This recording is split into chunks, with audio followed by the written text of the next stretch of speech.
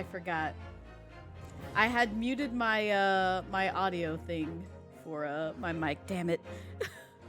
But I was gonna say, yeah, there's an ad coming, so you might get trapped in the void. I apologize in advance. But hello. I will wait till the ad ends before we proceed on. But yeah, I want to finish this game. I'm so tired of this game. I'm ready to finish this game. I know we're not going to finish it today because there's so much more to do in this damn game. Professional streamer, honestly. This happened to me 2 times in a row because I think it happened to me yesterday too. Thank you for the head pat gear. Thank you. But hello. How are you? Hi, Arrow. Oh, there it goes. Goodbye! I was gonna say, some of y'all might not be trapped in the ad void. But those of y'all who are not trapped in the ad void, hello. How you doing? You little bitch! I love that for you, Arrow. Oh, no! Well, I spoke too soon. Oh man, I knew it was coming. I knew it was coming. I was waiting for it. It'll let you all free soon, but those of y'all not trapped in the ad void, hello. How are you doing? Happy Saturday. Hi. Tech issues. Tech issues. They plague my life. I hate them. I want to fight them sometimes. I want to square up with them sometimes. But yeah. Had a blocker on Opera GX, but Twitch decided suddenly that Opera GX won't let you log into Twitch at all, so damn. That's wild. Twitch is like, no, we want to make sure you see these ads. I don't know how I've managed to dodge them this long, for certain folks on Twitch. Other folks, it's like, no, we're gonna let you see these ads. And I'm just like, but I don't want to. I know I want to support the streamer, but I don't want to see these ads. These are annoying. I'd rather support them other ways. Nah, you don't want Disney Plus. You'd rather pirate stuff. Yo, these dog treats looking delicious. Wait, hold up. What dog treats? Is that what they showed y'all in the ads? Oh God, there's so much that just came across my screen in terms of a notification on my phone. Hey, welcome back from those trapped in the ad. You are free. Listen, I'll let that one slide because honestly, fuck you, Twitch. And watch, I'm gonna get cut out and just be like, whoop. Just see my stream just end prematurely. Just be like, yep, I'm done. Welcome back, Corvo. Hello. Hello, hello, hello, hello, hello, hello, hello. But yeah, I don't know how I managed to dodge some of these ads, and I'm not subscribed to the streamer, so I'm not gonna question it. I'm just gonna be like, yep, this is normal. That's fine. But some is just like, nope. We're gonna show you an ad anyway. But last time we played this game, I don't remember a damn thing. I'll be honest. Just peep my VODs. Peep my VODs. I'm sure as soon as I play, I'll recall the things that we are supposed to do in this game. But I honestly just want to speed run through this game because I'm so tired. We're on like the second to last case in the entire game, but also in the second half of the game. So hopefully it goes pretty quickly and we can like at least end it and move on to part 5, if I'm not mistaken, of this. Which is going to be the longest. And after that, we can finally free ourselves from this game if I can just, you know, Blaze speed runs the Great Ace Attorney Chronicles today. But how's y'all Saturday going so far? Mine has been spectacular. It started off with me trying to figure out what my VTuber siblings are doing, which by the way, they're playing Payday 3 right now. I think Tria and Sheppy are streaming right now. Keishan's not. But yeah, technology betrayed me with them, so I was just like, yeah, y'all have fun. I'm just gonna be over here chilling. I'm sorry you have to lurk while you rest with Pebbles. Y'all have fun. Enjoy the lurk, Corvo. Enjoy it. But yeah, I just let them have fun. And like, I just went back to drawing because I was like, I need to get this shit done anyway. So, might as well. And I did. I got most of the stuff done. Now I'm just like working on packaging it up and making it look pretty.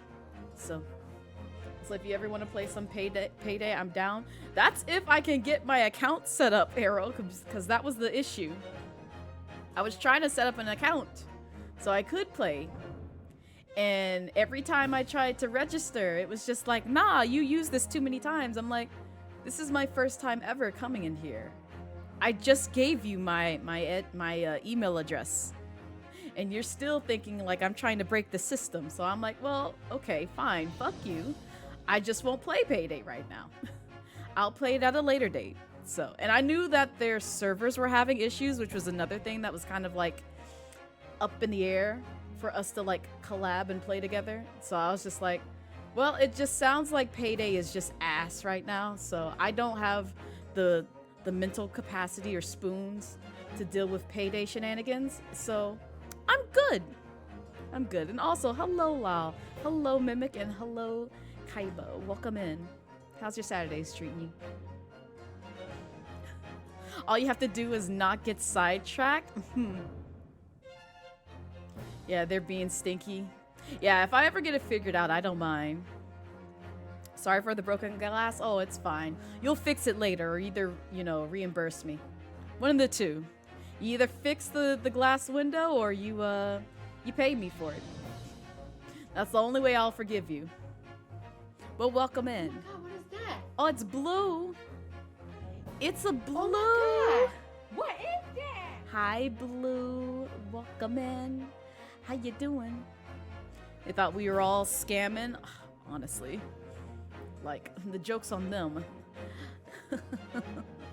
I scammed them because I'm not playing your stinking game. But they did scam me out of money.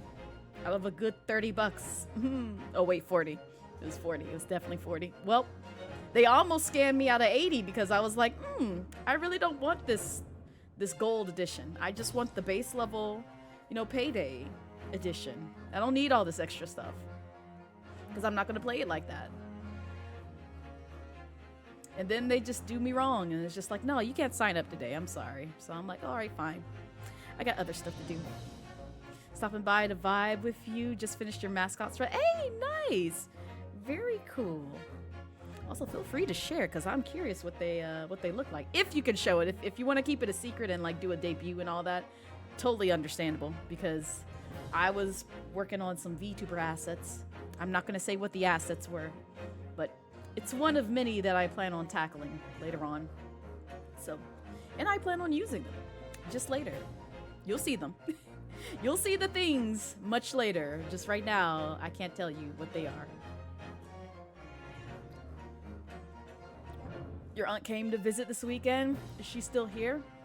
You're so awkward around everyone, but having fun. Oh, I hope the aunt and you and the fam are doing really well.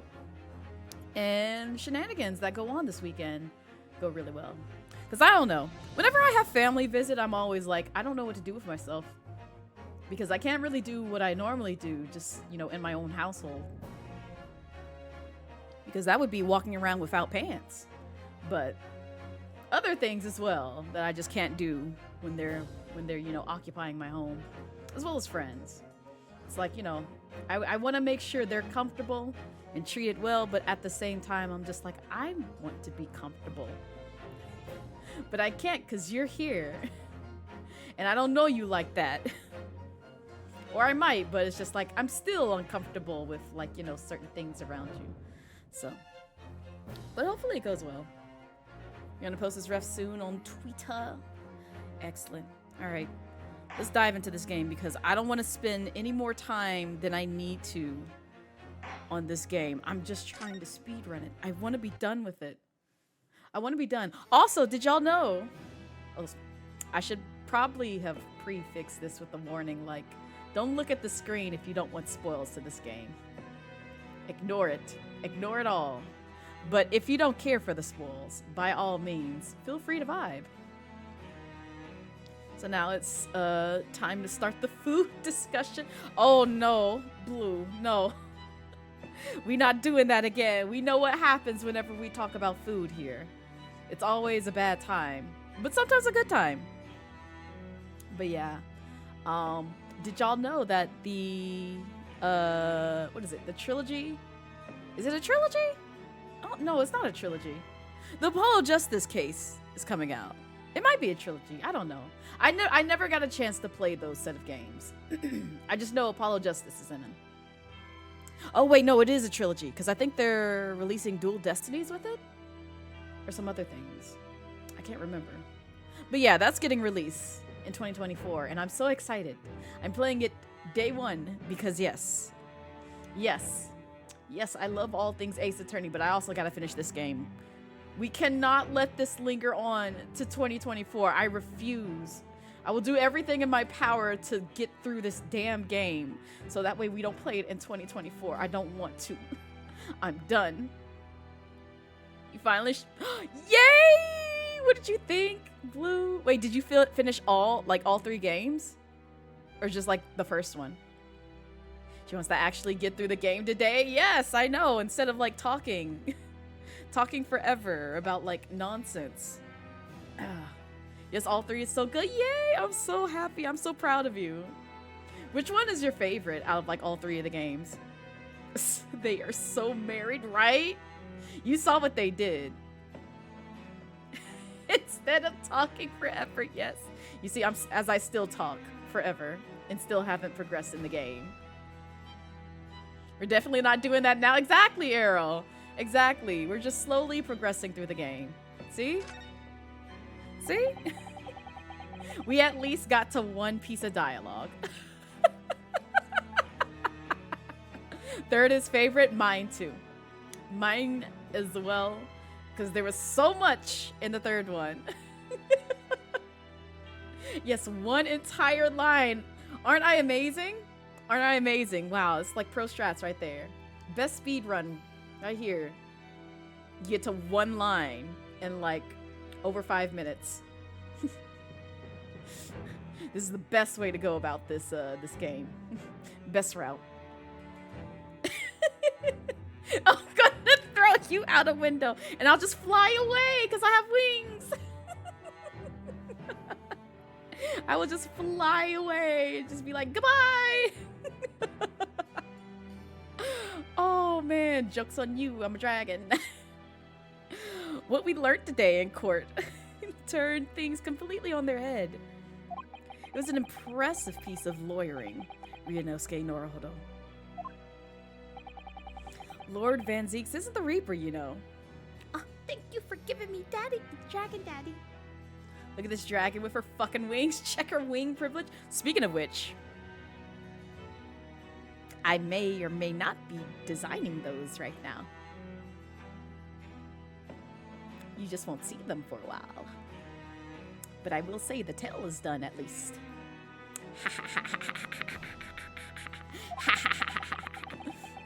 I almost don't want to believe it myself, but it turns out that Inspector Gregson himself, the victim, was a scandalous heathen. Yes, we all knew this. You might. You just might, Mimic. I'll never tell. I just like to tease and possibly lie to you all. Because I could be like, oh, well, I'm also getting like, you know, a crown, a horse, a mascot, a new logo done, some new overlays, some other stuff in the works, new emotes. Yeah, you see there? You can't tell which is the lie and which one is the truth. Could be all of them. Could be most of them just very false and I'm just pulling your leg. So, humble flexing, exactly, Dolly. Also, welcome in. How's your Saturday treating you so far? Meanwhile, bird with no wings because there is no God. Oh, listen, someday, Errol, I expect to see the feathers a-flapping. I'm gonna just come through stream and be like, oh my God! What are these wings? Where'd you get these? Yo, can you slide me a plate?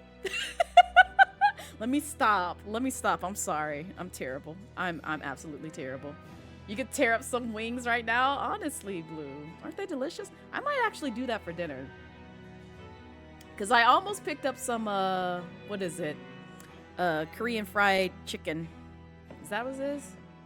Yeah, Korean fried chicken.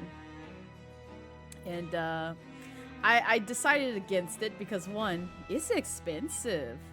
And 2, I was just like, I'm not really feeling the meats. I just want to go home and eat a sandwich. Not you're on your way. It's so much, because I was right by there yesterday, Blue. I was right there. But I decided, no, I'm not going to get it today. Not today. Now it's like if I go, that's going to be like a whole hour and some, you know, change drive, especially on a Saturday. I can't imagine what traffic looks like. Y'all reminding you gotta cook? Cook the things. Also, what's on the menu, Mimic? If you don't mind me asking. It do be pricey. That's one of those treat day. Exactly. And I've already treated myself enough. Oh, I found out. I found out I could get the Asian bakery, Asian baked goods delivered to me because they're within the radius. And I was like, oh, I can get the goods. I can get the goods. And I almost did it to myself, but I said, nah, I will just drive there. It's fine. If I want to treat myself, I will just drive there. Yeah. I'm within range of like all those places off that strip. So I'm like, oh, this is dangerous. This is extremely dangerous. I shouldn't have this privilege. See, now I gotta see if like Korean barbecue is like within my range. I doubt it. And I doubt they like deliver. Like and plus I'd rather just go in and like, you know, celebrate food with friends at that place versus just be like, yeah, I would like some bulgogi to go. Just put it in like, you know, one of those dog containers and just like, I'll just take it home. Just eat it. Just munch on it. The food talk happened anyway. It really did. It really did, Blue. Oh, speaking of which, I hope y'all don't hate me. I know, Errol. I know. I'm doing it again. This is what happens every time I play this game. I just start talking and rambling on about stuff and never progress in this game. I'm going to. I promise. I promise. Just give me 2 hours and then we'll progress to the next line. You're gonna be cooking some yes. Kakupa? I hope I'm saying that right. If not, I apologize. There's a Cape Verdun dish. Oh, yum. That actually sounds pretty good. I'm curious about what this looks like, because I don't think I've seen this in person. We got 3 lines. We did! We got 3 lines. But I was going to say, so when the week-long Donathon comes around, you're going to have food on screen. You're going to have a whole bunch of food on screen while I sleep. It's some other things, because I've been putting together that playlist. So, you are in control of the button. I am, Errol. I am. See, I just hit it. What? You mean you knew? The real question is, who's been giving orders to the inspector? So it's just gonna be a yes, y'all get hungry while I sleep. But also get some sweet munching ASMRs. Oh no, you're totally fine, Errol. Trust me, I got you. I got you. I know Automod has captured that and I'm gonna let that stay in the void. Just because. But no, I completely, I get your humor, Errol. Trust me. And, you know, I know not everyone will take it that way, but I am perfectly fine, so you're good. It's an interesting looking dish, but it's really good with hot sauce. You make enough to feed, like, half the neighborhood. See, that's what I would like to do. I've said this before. If I could cook for the midnight snacks, I would. Is that Drag? Oh my god! Hello! Hi, Drag! Mwah. How you doing? Hi, Jag. Welcome in. How are you? It's so good to see you. Long time no see, friend. Hello, I hope you're doing well. Also, you were close enough. It's hard to say, but it's Kachupu. Oh, I've heard of this. I never knew how it was spelled, but I've heard of it. Interesting. See, now I gotta look that up after stream. Yes, Barack Van Zeeks is the real Reaper. And I know that 10 years ago, it was him who decided my father must be a mass murderer and sent him to his grave. No! He was merely seeing that justice was done as the law dictates. He's not to blame. Ultimately, it's people who condemn people. The law's just a tool that they use to do it. Oh. I don't know why Susato is like all surprised. Like, you knew this. Hope you've been well, friend. It's been a weekend. I want to fight technology because it put me in a sour mood this morning, and I'm just like, yeah, that's on brand for technology. Ew.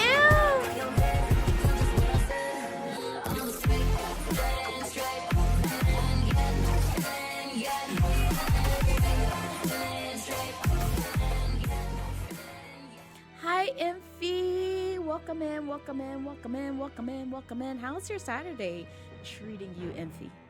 How you doing? I love my Imphy. Oh God, I'm choking. I'm choking on air, and also possibly my words sooner or later. But how you doing, Imphy? How's your Saturday treating you? Also, what's your weekend plans? Oh wait, that's right. Happy birthday to the twin, the little one, to the twin. Tell them I said happy birthday, because I think you said it was like this weekend. I could be lying. I'm so sorry if so. But I vaguely remember this. I vaguely. My brain is ancient, so forgive me. But I hope they have a good birthmas. Hold on. Air, chill out. Listen, I also blame like the gnats in my room because I did spray like a shit ton of poison in my room because I'm so tired. And I have apple cider vinegar next to me just so like it can kind of lure them, but it ain't doing jack shit right now. So I'm a little bit irritated. And when a man condemns another, he must take responsibility for his actions. Of course he must. But I know for certain that my father would never have taken another man's life. Kazuma.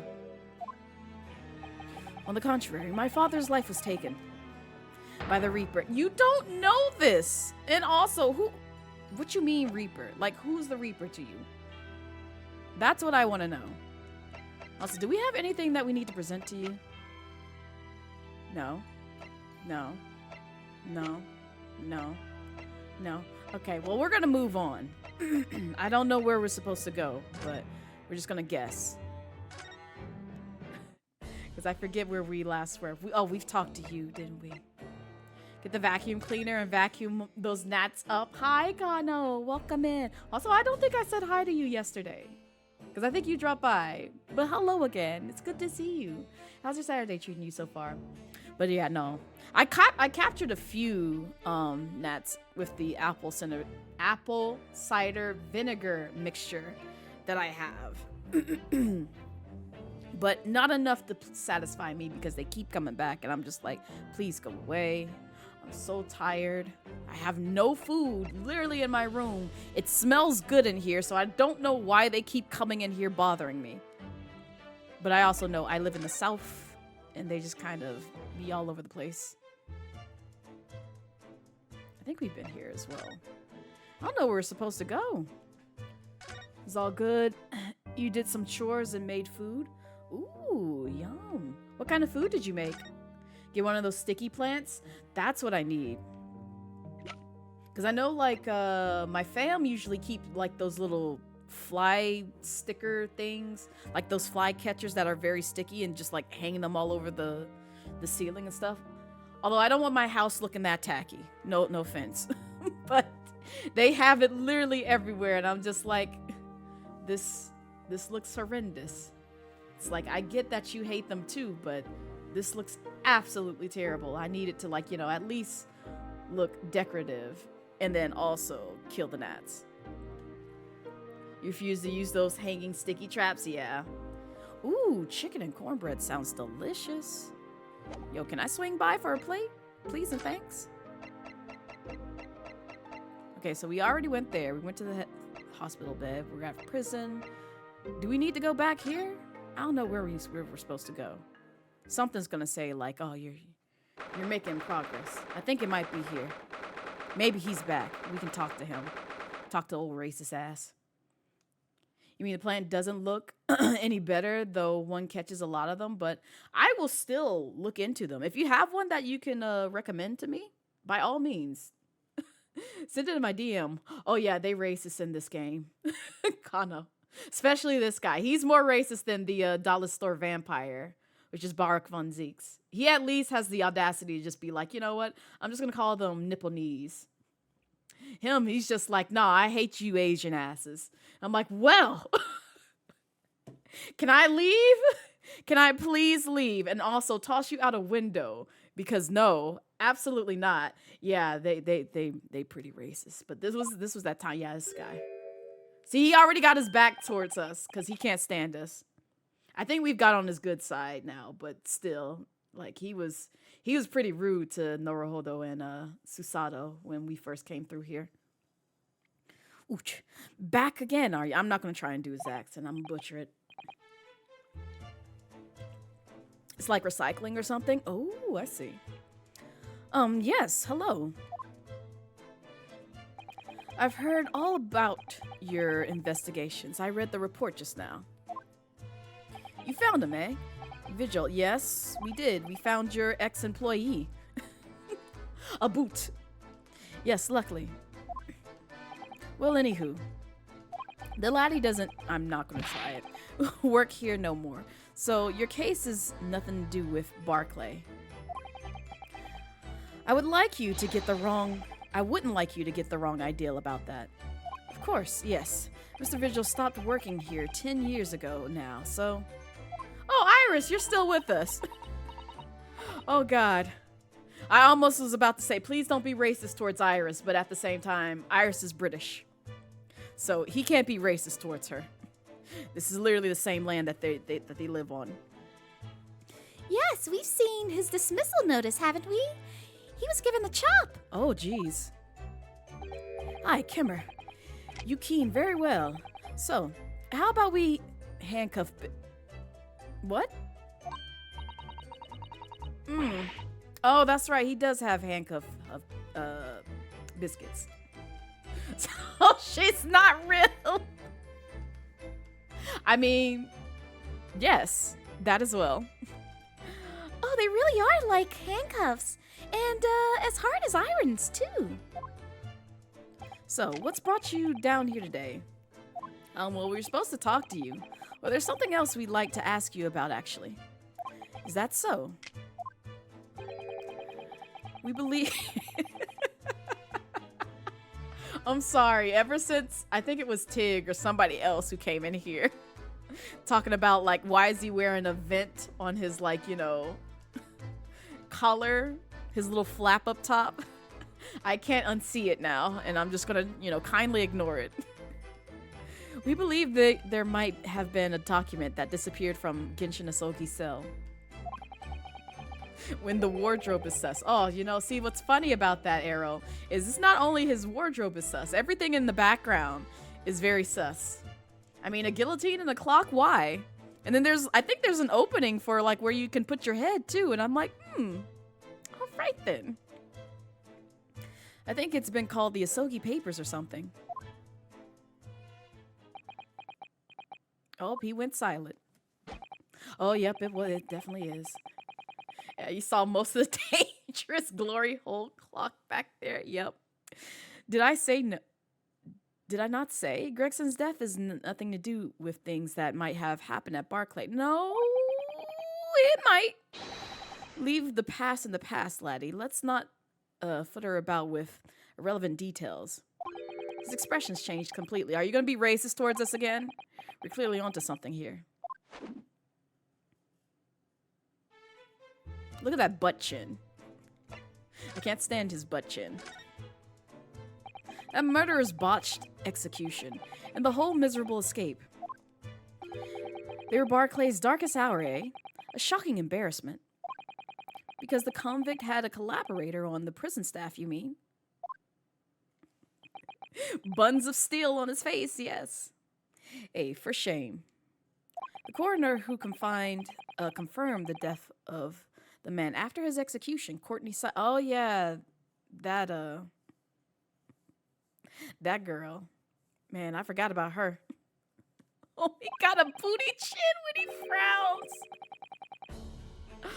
Oh, also welcome in Lycanards. How you doing? Gonna get a hot dog for him, maybe some ketchup. Oh, yes. That'll be perfect. Perfect for his face. And my chief warder at the time, Vigil, who was in charge of the whole affair. But Mr. Vigil says he didn't know anything about it. The rascal wouldn't say otherwise, eh? More handcuffs. Oh, how could I say no? You can never have too much iron in your diet. When Mr. Vigil was handed his dismissal notice as a result of what had happened, he was so despairing he jumped out of your office window, didn't he? Oh yeah, I forgot that did happen. You must have remembered that. Didn't like to say, but that's just Vigil trying to get out of it. That's a normal thing for him to just jump out your window? I mean, if I had homies jumping out my window every now and then, first off, my neighbors would be thinking something real sus with my house. Second off, I'd be like, you're not invited over here anymore. I don't know why you chose to exit my home through the window when the door is right there, but okay. Do you not think he wouldn't have jumped from the shock of his crimes being exposed, eh? I do. You wouldn't say, not you repeating his accent, Ryunosuke. Otherwise, would you? Of course, I cannot shun all responsibility myself. I shouldn't have let him deceive me. Actually, there's barely anybody that kens what went on at the time now. With Gregson having been murdered and Dr. Scythe forbidden from having any visitors. No visitors. Someone obviously doesn't want her giving away anything away, excuse me. Kinda looks like he chose rocks for fun, honestly. Also, welcome in, second. How's your Saturday treating you so far? That jar could cut diamonds, his butt... his butt chin can cut diamonds as well. It's rock solid. Well, we're not going home empty-handed. I wouldn't dream of sending you packing with now, Kimmer. Here, take a handcuff or two. I'm not taking your handcuff biscuits. Oh, well, it would be rude to say no. Wouldn't want to become, anemic. Okay. Suppose, if there's anybody who might still keen about, what happened back then. It'd be that last from the forensics division. Wait, is that the daughter? The creepy daughter of Dr. Courtney Sy?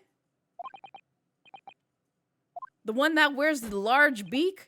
Yeah, I figured. Yeah, the one who tried to chop us up and basically be like, hey, can I dissect them, Mom? And we, slowly backed out of the room and just said, yeah, we're going to forget everything that we just saw here and not come back. Aye, Scythe's daughter. She didn't have no more, just the one. But the weeb, yes, followed in her mom's footsteps. You did never see her without a scalpel in her hand. Yeah, I know, she tried to chop us up. Ah, yeah, we don't need to relive those moments, Ryunosuke, I promise. Yeah, we already read through all this and met her creepy ass. Yep. Nope, we're just gonna move on. Dr. Scythe's daughter, Maria Gori.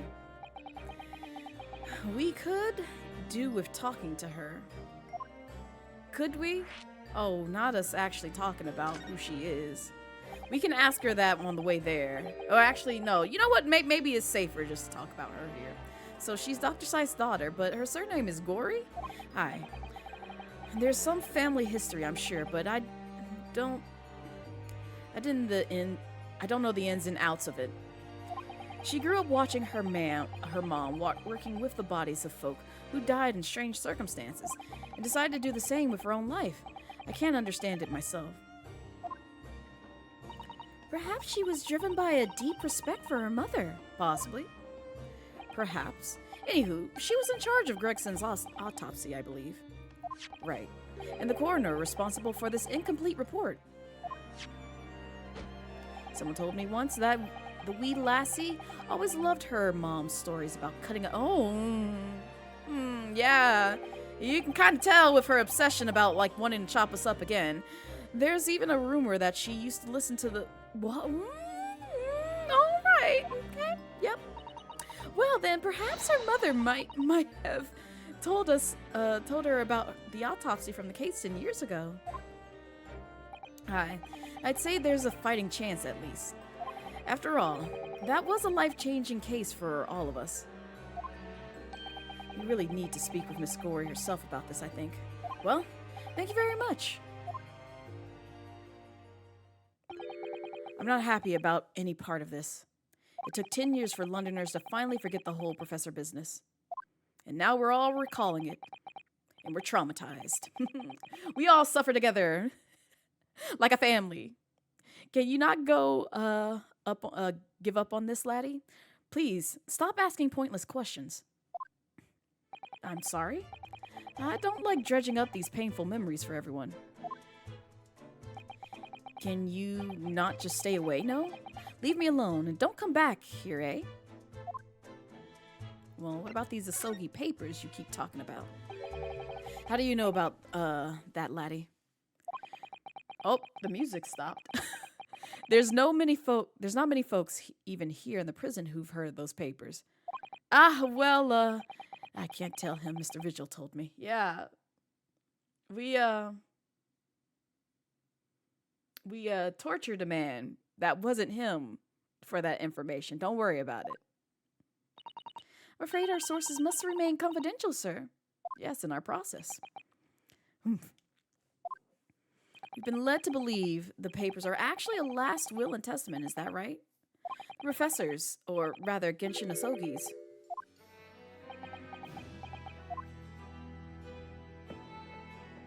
Aye, that's right.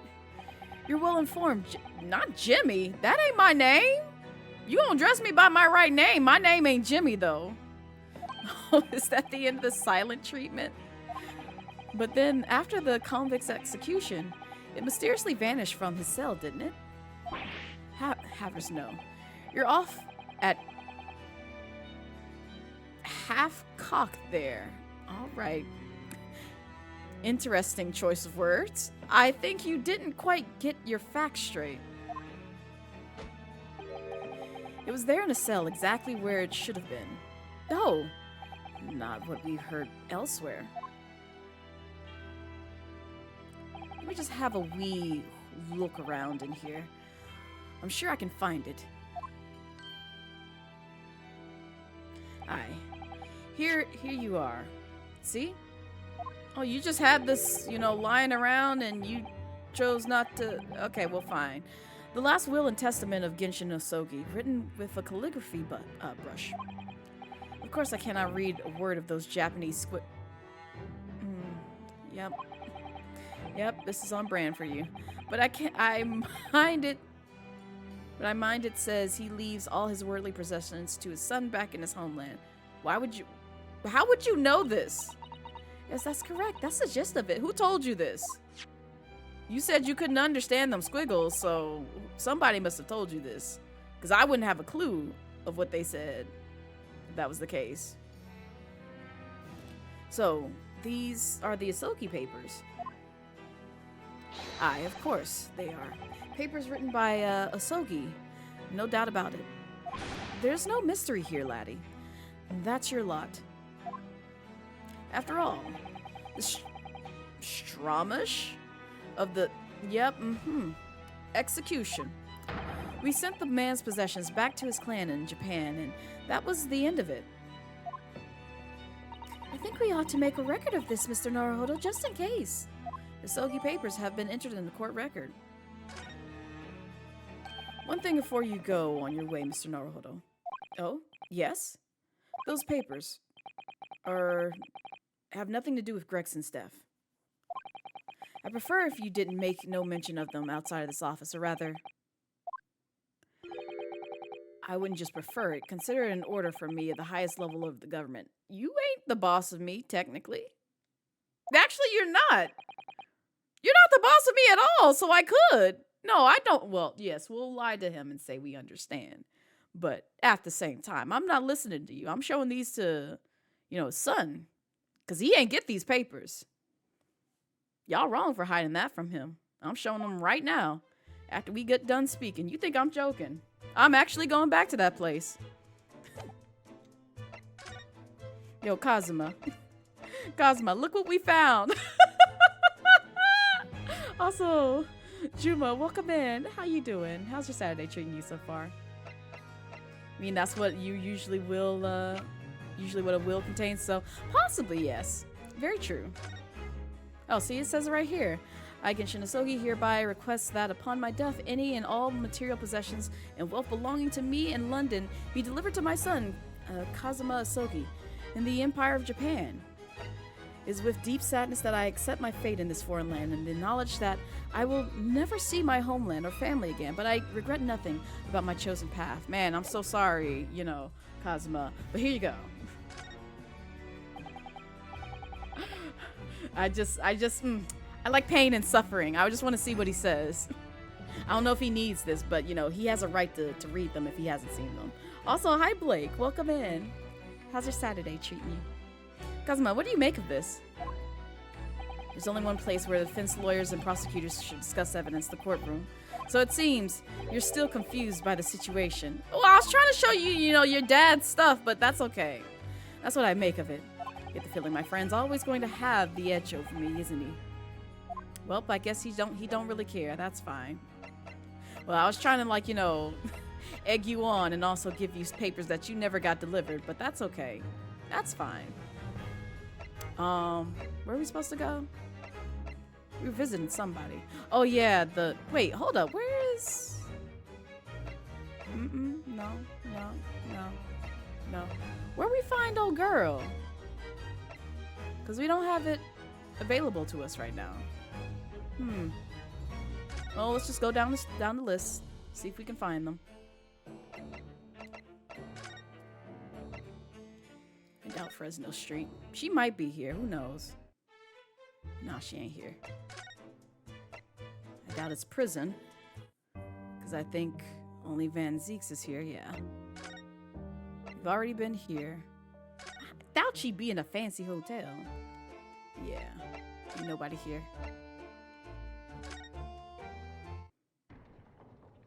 Nobody's here as well.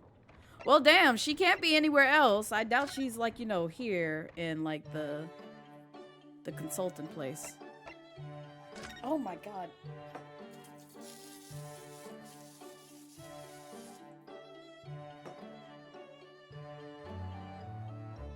Ugh, okay.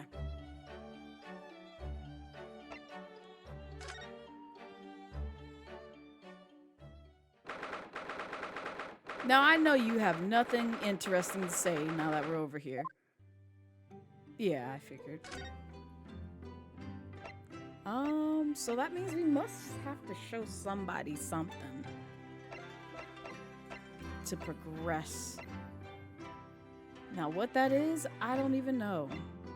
Because we're supposed to go see Gory.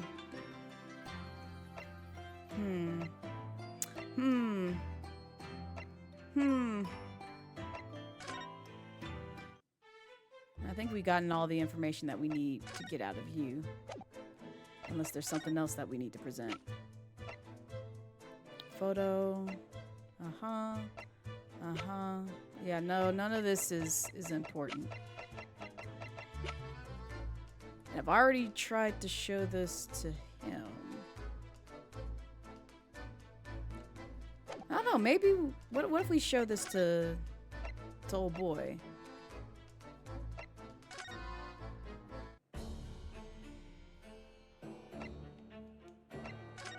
Are you gonna talk to us, or are we just gonna, like, you know, leave you be?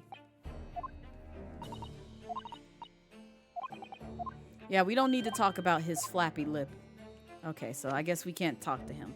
Alright, it's time to look it up.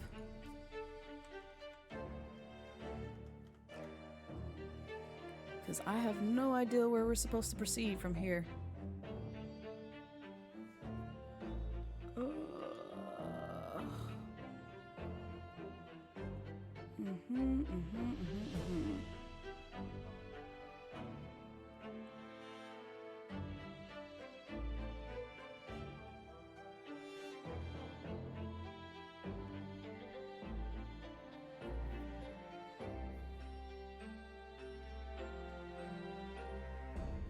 We got the photograph.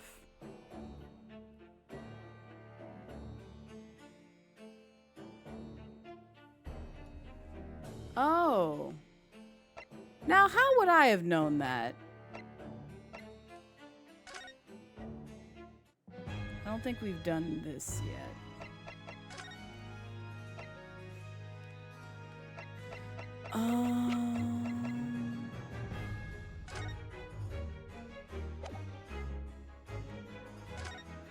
Hey, you care to look at this?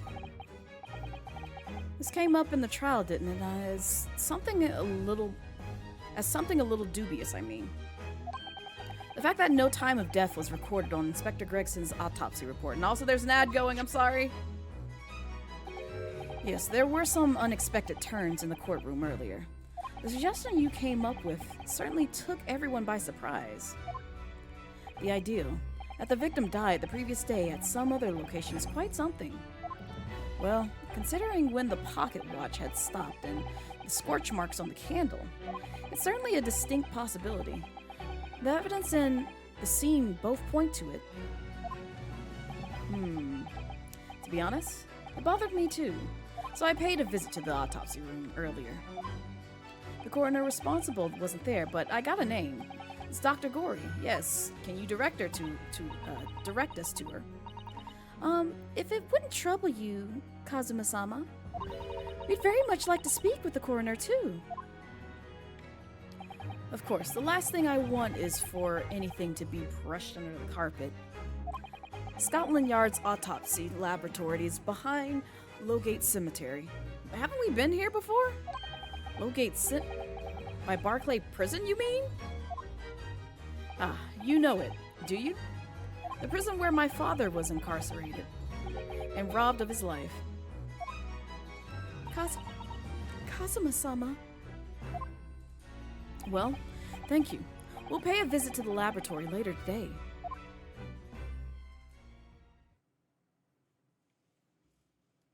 You good, Kazuma? Ryunosuke. I want to thank you. For what? For this. You safeguarded the soul of the Sogi clan. Oh yeah, you know, we couldn't just let that go to waste. That was your sword, so. Well, it is a famous sword that's been in your family for generations. My only slight regret is that I never got the chance to draw it before I returned it to you. Oh my god. You had plenty of moments where you could have Ryunosuke. Why? Karuma is said to have been forged by a master swordsmith during the Sengoku Warring States period. I come from a long lineage of warriors, many of whom were expert swordsmen. Well then, you're a chip off the old block, I'd say. This blade, Karuma. This is the symbol of the Asogi clan's honor and might. Apparently, one of my father's apprentices even took the blade's name for a surname. Really? Karuma? It does sound formidable, that's for sure. 16 years ago, when my father was a visiting student here in London, he had this sword forever at his side. Which is why it means so much to me that I have it by my side again now, too. And that is all thanks to you. It was an honor.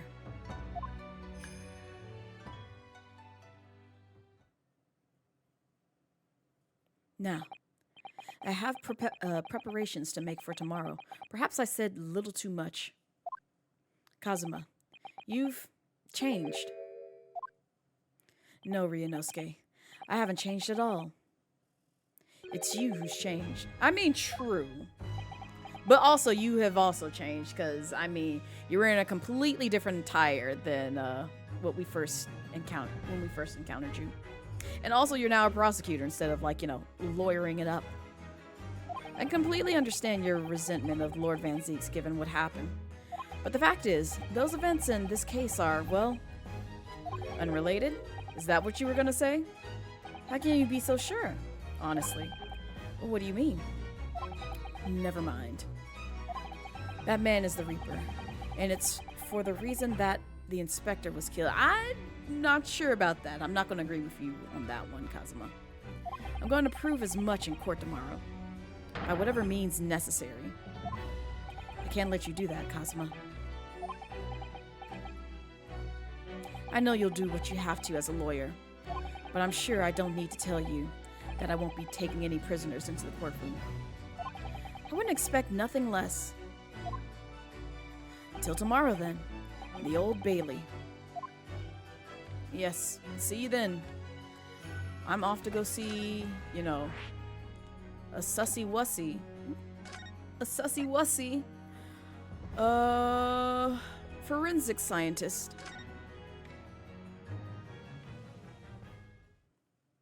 Oh, why does it look creepier here than before? I don't think those plushies were there. I could be lying. This place really is creepy, isn't it? Well, being a dead room, it's probably full of the spirits of the dissected. Let's not say that, Iris. But actually, there's a rather pleasing scent of roses in the air. Well, being a dead room... Stop. The coroner probably needs a bold scent like that to mask the odor of death. Iris? Yeah, I know. Do you think we could change the subject? This poor innocent child. Yeah, you already know who that is, Susato. What was that?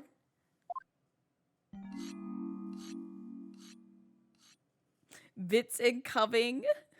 Hi, Warrior. Welcome in. How's your Saturday doing?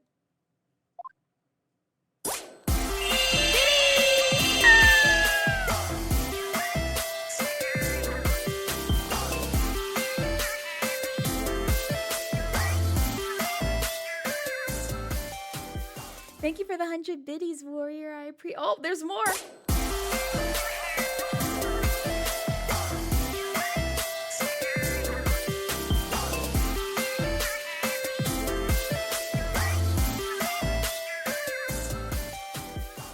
Yo, thank you for the 100 biddies. 200 in total, actually. I appreciate it, Warrior. How are you doing? How's your Saturday treating you so far? It's so good to see you. I hope life is treating you well and you are taking this time to relax and hopefully vibe. Also, Cyber Blaster, welcome in. How's your Saturday treating you?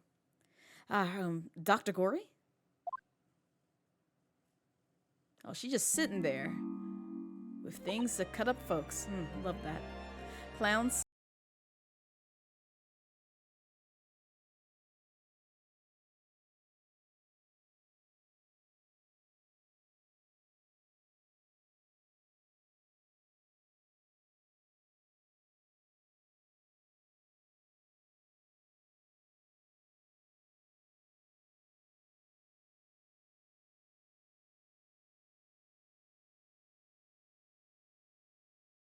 Hi, Sheppy. How are you?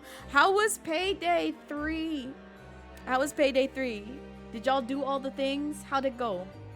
I know I wasn't in there, lurking. I know I could have, but at the same time, I was trying to get shit done.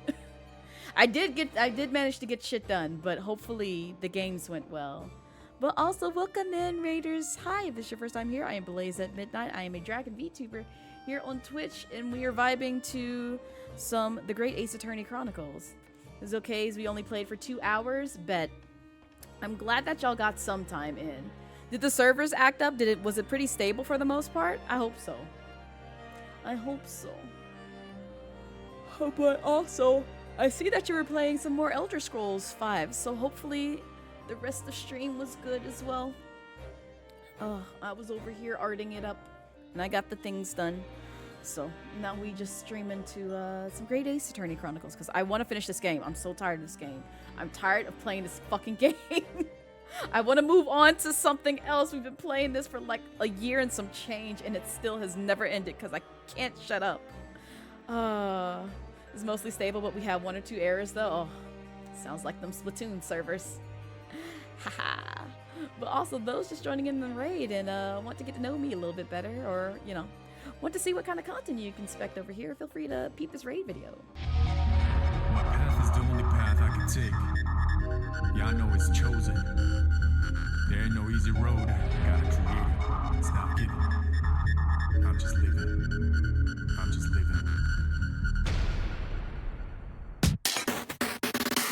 Coming through now. Coming through now. Coming through. Shake it like it's heat. Hold the drive. Coming through now. Coming through now. Coming through. Watch where you're going. Hold the drive. Let the downside up to top notch. Whatever haters do. I top that. Do it like this. Do it like that. Do it like how it did. But now I do it like what? Feed your artist. Determination, like just imagine things that happen. Set the ass laughing. You go bet, please gotta keep asking.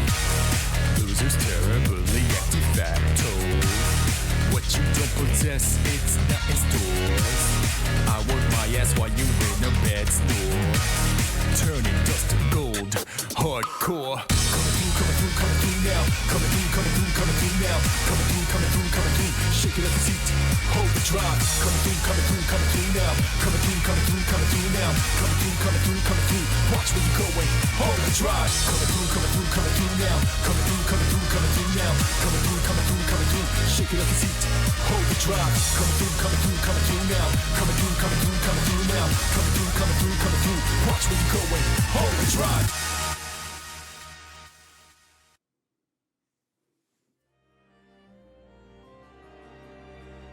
But yeah, that's a little bit about me. But also those coming in from the raid, if you're tired, hungry, or need to take care of some other things, please feel free to do so. Sheppy, you included. If you need to go eat, go sleep, and take care of some things, make sure to do so. Your mental and physical health comes first. But we just vibing today. We vibing and trying to speed run through this game because I'm so tired of playing this game. I want to play something else, but I cannot do stream any justice if I just like end things here and never come back to this game in like the next 2 years or so. So I'm trying to wrap up things, but we still got like one more episode to go. One more episode to go through, but hopefully we can like wrap up this episode today, depending on how quickly I can get through this game without talking and running my mouth through chat. But I hope the vibes are overall good for you, Sheppy. And thank you again for sharing your community with me. I appreciate it. What? That noise before. Oh, I was sharpening my tools. I'd be dead meat if I didn't keep a perfectly keen edge on them. Right.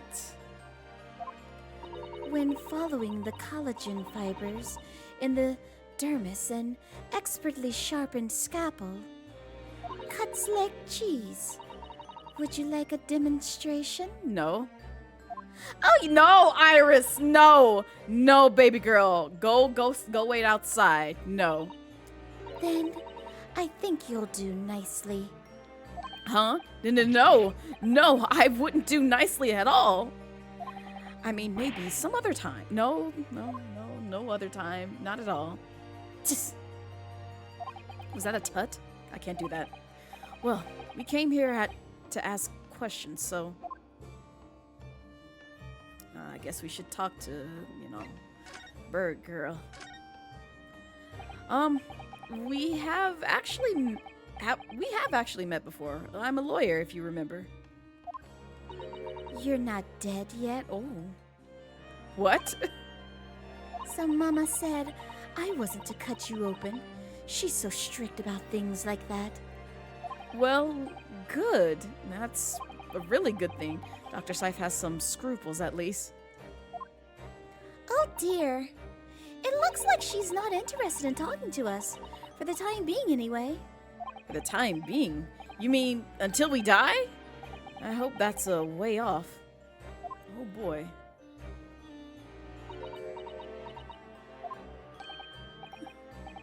Sorry, but I wasn't planning on dying anytime soon. Surely there's some less drastic way of making her listen. I mean, we could show her the autopsy report, maybe? Just be like, hey, you want to look at this thing that you put together? Dr. Gore, we actually came here to ask you about this. He was very good. Good? Sorry? His skin didn't snag my blade once. in very little mess.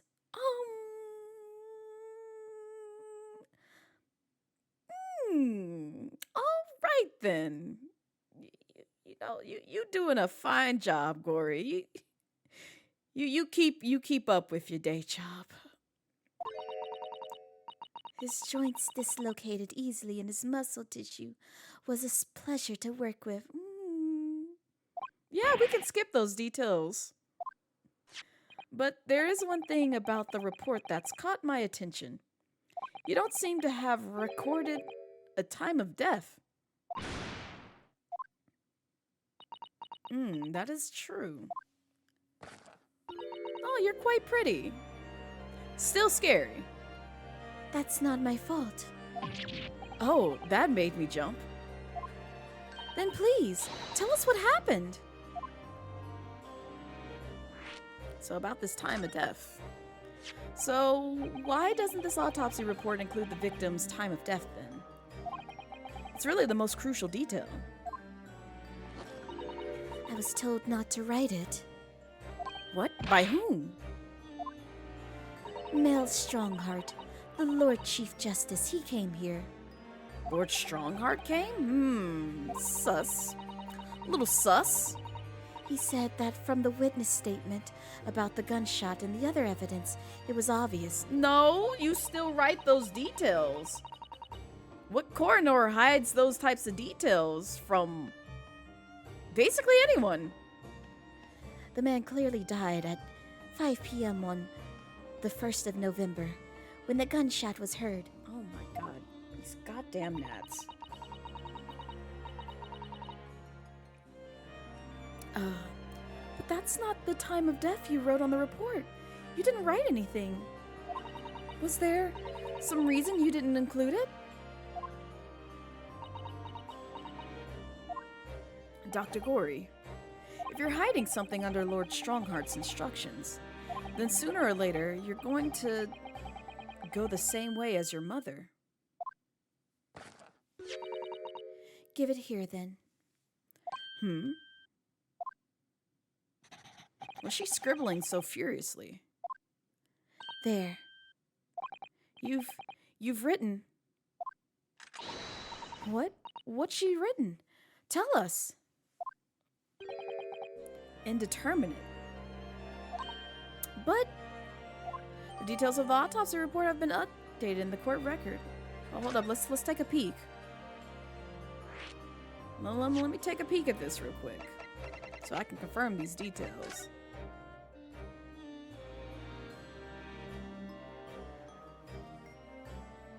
Evidence suggests measures may have been taken to disguise the... Oh, look at you! Okay. What do you mean by that? Why was the time of death indeterminate? Yes. When the specimen was brought in, it was still fresh, so the time of death could easily have coincided with when the gunshot was heard. But there was one small discrepancy. What discrepancy? There was some fried fish in the pocket of the specimen's overcoat. And that fish had started to rot. What? If the victim liked fried fish, he presumably liked to eat it before it went off. Well, yes. What are you really trying to say? Wait, this is Gregson's. Yeah, okay. Oh yeah, because he likes... I forgot he likes his fish and chips. Why does he have that in his pocket, though? Well, he did reach down there to get it most of the time when he started munching it furiously. Well, yes, what are you really trying to say? It's possible that someone tried to manipulate the apparent time of death. Manipulate the... Is that even possible to do? Theoretically, if you were to chill the body in ice, you could delay the onset of putrefaction. Okay. And if the overcoat wasn't on the body at the time, then only the fish would have started to rot. With today's science, it's not yet possible to determine if the body was chilled or not. But today's science is advanced enough to let you freeze a corpse, it seems. But surely, to chill a corpse like that, that would require an enormous electrical refrigerator. And I don't imagine many households in London are equipped with such a device. No, definitely not, but maybe in a factory or some other special places? I don't recall seeing any factories or such like on Fresno Street, though. I wonder if the inspector's body had been chilled somehow. What might the actual time of death have been? True. Couldn't say for sure. But at the most, it might have been a day earlier. No. In other words, it will cooperate with your previous deduction, Mr. Norodo. That Inspector Gregson was killed a day before his body was discovered at a different location. Did you inform Lord Strongheart of this possibility? He simply said that there was no electrical refrigerators of that size in the vicinity. But does it really need to be within the vicinity if we freezing bodies and possibly lugging them around to another area? Just saying? You know, big enough to fit a body? Oh yes, one other thing. It's something that the governor of Barclay Prison told us. He said that your mother, Dr. Scythe, was responsible for confirming the death of the professor after his execution. The professor. Apparently you always enjoyed listening to your mother's stories about her work, so we were wondering if you might know something about what happened 10 years ago. That's not like Mama did. That's not all Mama did. Sorry? My Mama carried out the autopsy of Clint Van Zeeks as well. What? Really? The brother of Lord Van Zeeks, the professor's final victim? The ideal of carrying out an autopsy on a member of the aristocracy was completely unthinkable back then. But the detective in charge of the investigation insisted, and it was miraculously authorized. That detective being Inspector Gregson, of course. Quite an accomplishment for one man. That autopsy provided the vital clue needed to arrest the killer. And Mama was there for that historic event. What does all this mean? You know, that amazing autopsy had happened right here in this very room. The professor and Clint Van Zeeks. They both spent their final moments before their burial on that dissection table there. So this lab, Mama's lab, was instrumental in some of the country's most important events. She really is proud of her mother. I wonder if you'd tell us more about exactly what happened back then, Dr. Gory. Chink, chink, chink. Oh, you still got more stuff to talk about, okay. The professor's execution was Mama's first big case. She had to be in attendance at Barclay Prison execution chamber and signed the certificate to confirm the convict's death. Mama's the best coroner in the world, you know. I was so proud of her. The execution didn't actually take place. No, and worse still, Mama actually helped with the jailbreak. I didn't want to know. Oh. Oh dear. You found out recently, you mean? I believed in her and Mama, but now I wonder if I'm starting down the same path as her. Being corrupt coroner? You mean because you omitted the time of death on this autopsy report? I mean, you're not far from it. But that's because Lord Strongheart forbade you from including it, which is very sus on his part. Just like Mama, I'm sure she was coerced by somebody too. Yes, that's my feeling as well. There's no doubt that there were powerful forces at play 10 years ago. The execution couldn't have been staged without a lot of people at the prison knowing about it. Obviously, the prison governor must have been in on it as well. Yeah, he's been trying to keep his mouth shut on the whole ordeal. The big man with the little handcuffs? According to what he's told us, he was tricked by the chief warder. He says he knew nothing about it. Of course he'd say that. I'd say the same thing. Just who was behind that jailbreak all those years ago? Let's talk about Clint's autopsy. You mentioned the autopsy of Clint Van Zieks. It was at a time when carrying out autopsies of murder victims was very unusual.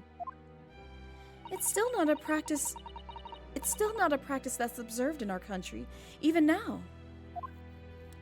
It turned out that he was the professor's final victim, and when the autopsy was performed, Mama was present, although only as a secondary assistant.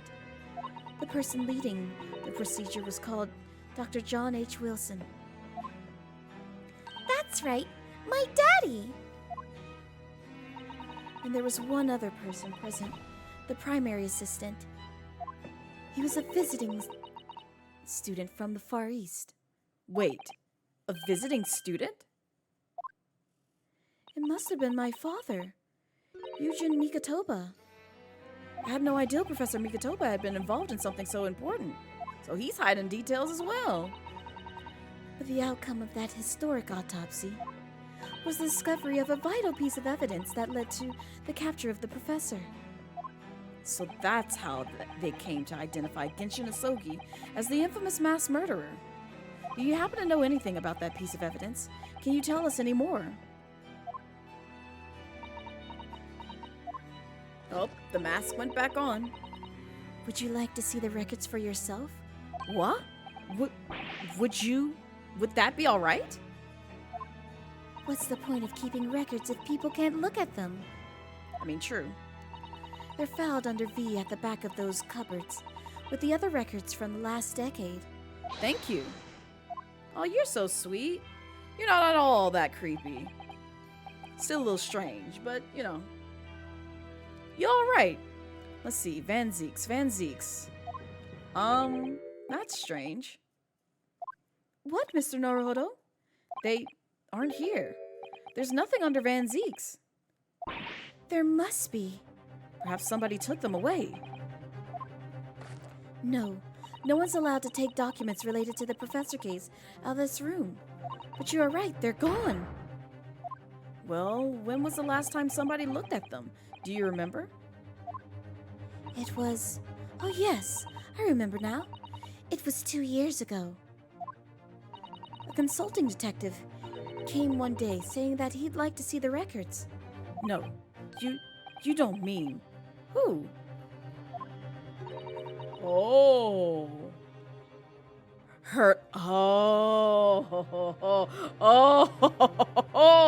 The plot thickens, and I'm recalling things that I cannot say at the moment. How do people remember shit from 2 years ago? I barely remember Right! How does she even recall this? Selective memory be like, brr. I wish my memory was that good. Mine is utter trash. Herlock Sholmes was his name. Deep down, I knew that was coming. Did you, though? Do you think he stole the records? Oh no, surely not. Iris, that can't be right, can it? She's just in utter shock. Iris, you good? You good, my girl? She's just upset. She's like, Herlock, I thought I trusted you. Hurley, you're supposed to tell me things. Bruno? I hope you don't mind, but... Are you going home? What is it, Iris? I've just remembered something very important I have to do. I'm going to have to leave you for now. Oh, yep, she's leaving us. Oh, this is very sudden, Iris. Well, we'll come with you then. Oh, no. There's no need. You and Runo can take your time. Here. Bye for now, then. Good luck. Bye, Iris. Wait a minute. Little girl. Me? I remember now. You've been here before, haven't you? Has she? Have you, Iris? Yes, 2 years ago when that detective came. You were with him, weren't you? You were a living specimen then, too. Did you okay. I don't see how you would expect her to be dead and then living again when she comes visit you. That's the way it usually works, yes! Was I? I really don't remember. It seems like you're hiding something, Iris. What's up with that? Anyway, sorry, I must dash. Wait, Iris. I'll brew up a pot for you when you get home. Oh yeah, I remember you. You were alive back then. Yeah, it's not like she's living right now in the flesh in 4K. What's the matter with her? She's behaving really strangely all of a sudden. Gory? Well, in that case, we won't keep you any longer either. It's been quite a while since I had any visitors. This is really fun. But next time you come, I prefer it if you were ready for dissection. No, we won't voluntarily come. I can't promise you that at all. I will not voluntarily be like, yes, you can cut me open, I'm dead. I will most likely be breathing if that's the case.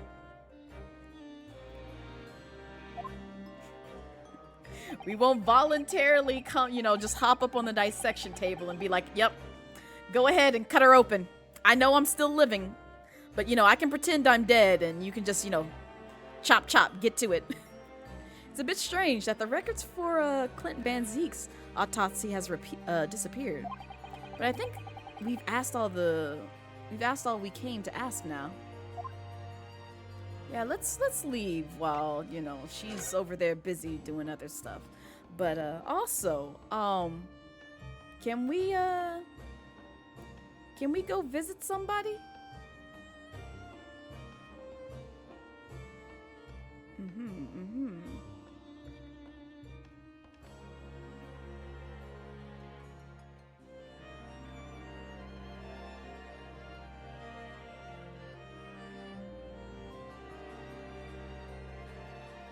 Oh.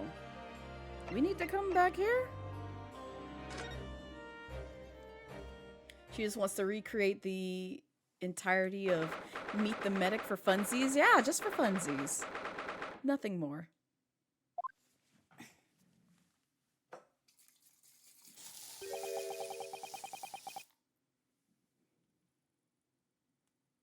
God, I hope I got it. Because I'm so tired. I'm sorry, I'm attacking gnats real quick. Give me a second.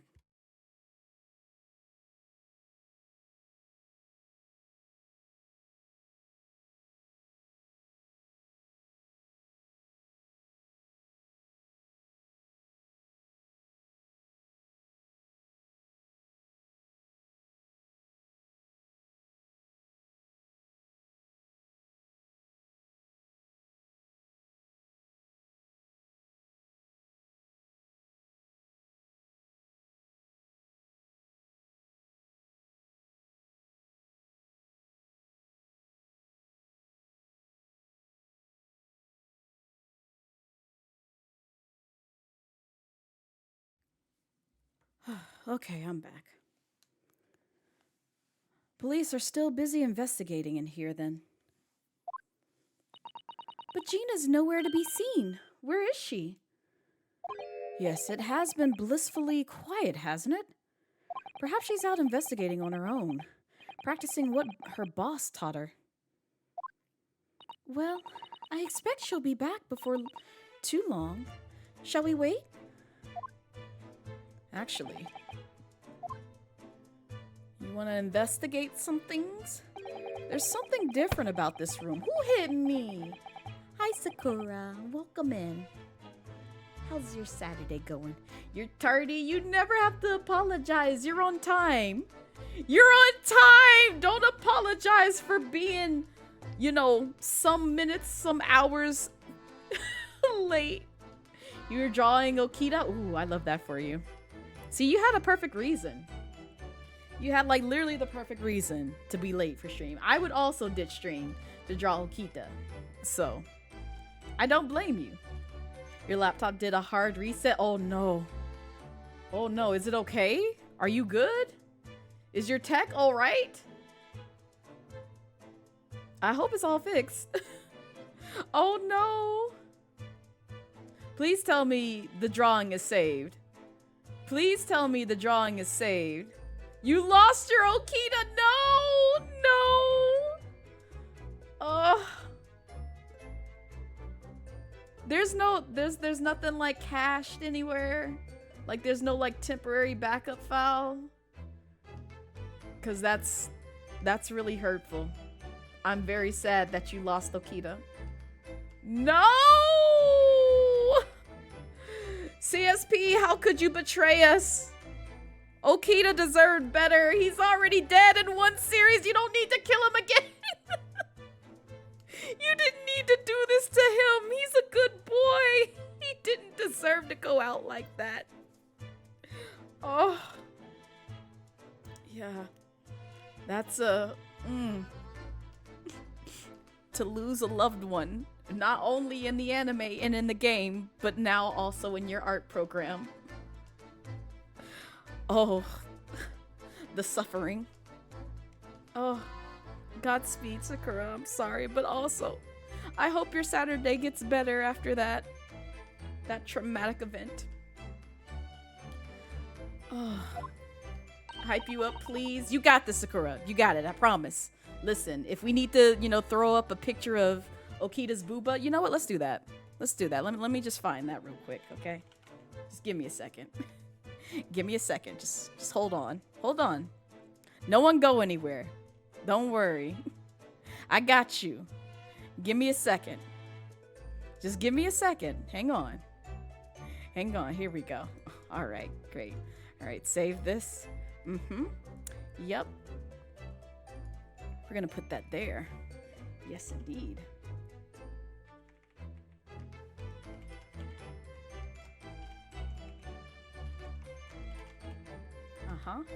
And we're going to save that. What? What is it, Blue? What you want? May I help you? You good? You fine? Yeah, you're okay. You're perfectly fine. Oh, no! Come back! Okay, there we go. Yes.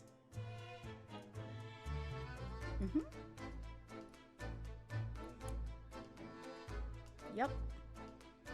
Yep, just, there you go. There you go. Perceive him in all his glory. Delicious. Ah, I'd like to drink from him as well.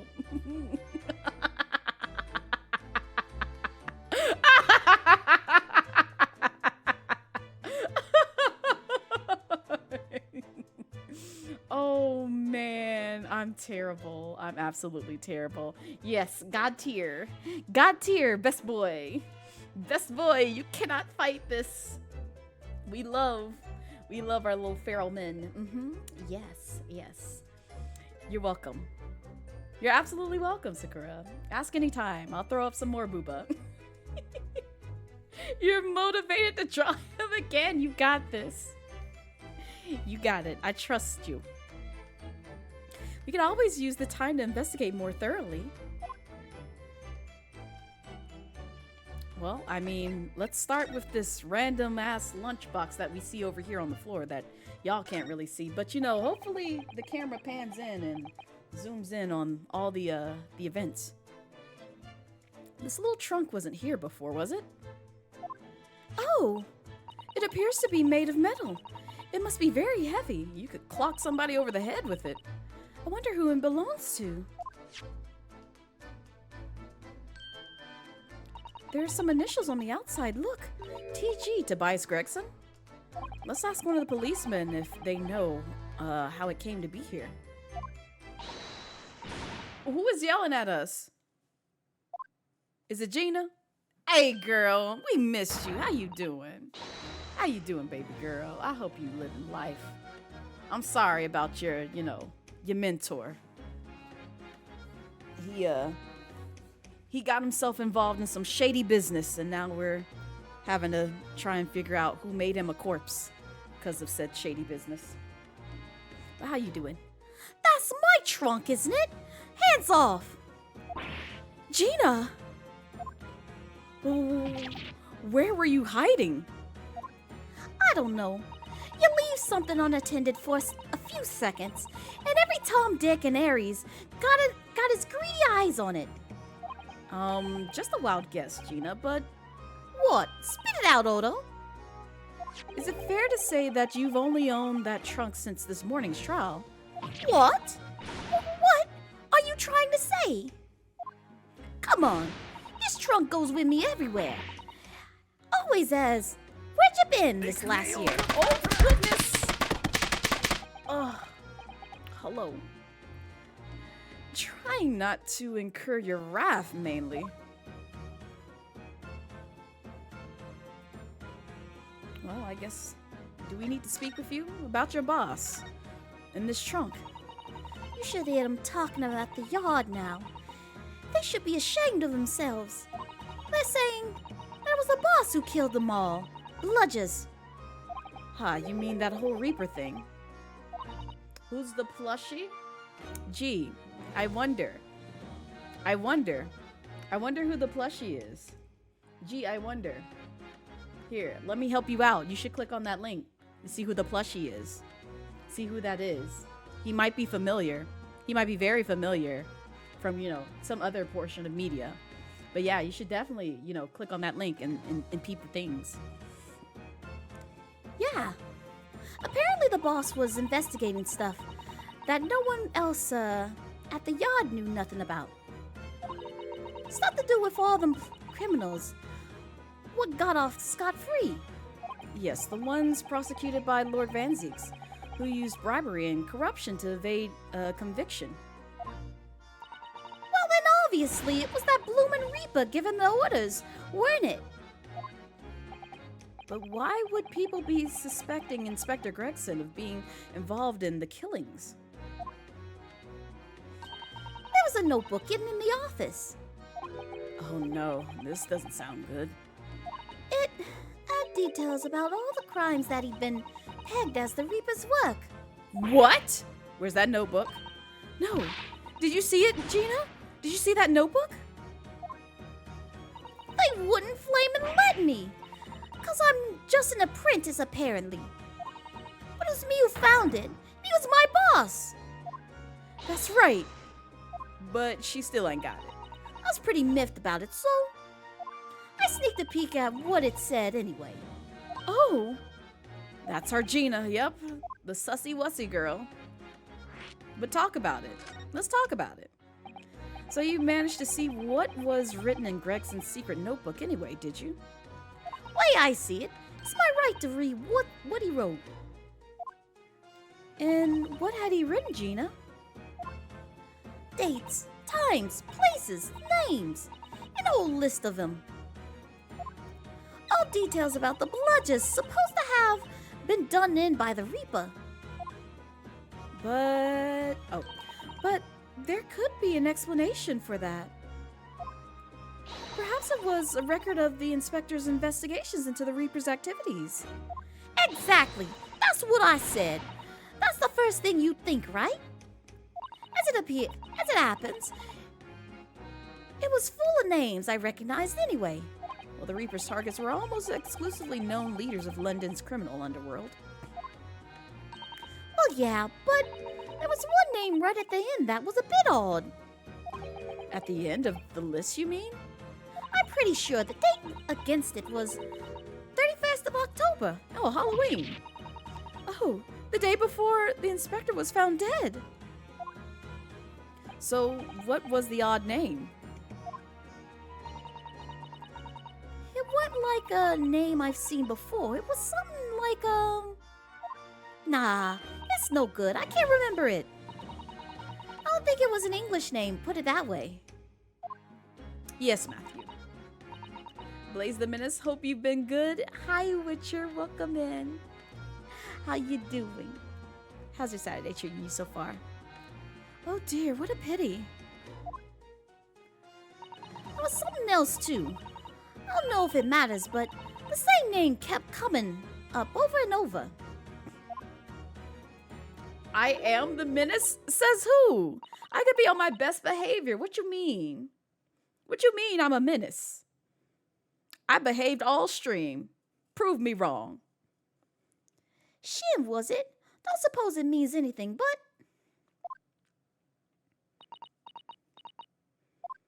Oh, we gonna talk about her again? The racist goose lady? Did you say Shin? You been okay just out in these Witcher streets? Getting all the Witcher...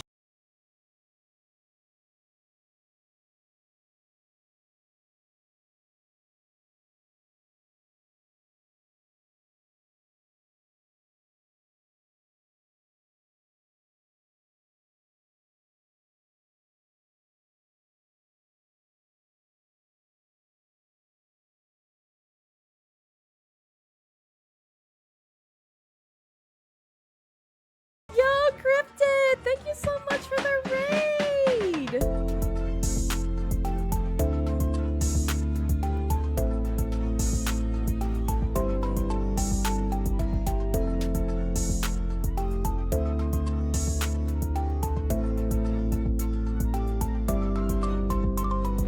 Yo, thank you for the follow. Welcome to the Midnight Dragon Cove. Hope you enjoy your stay.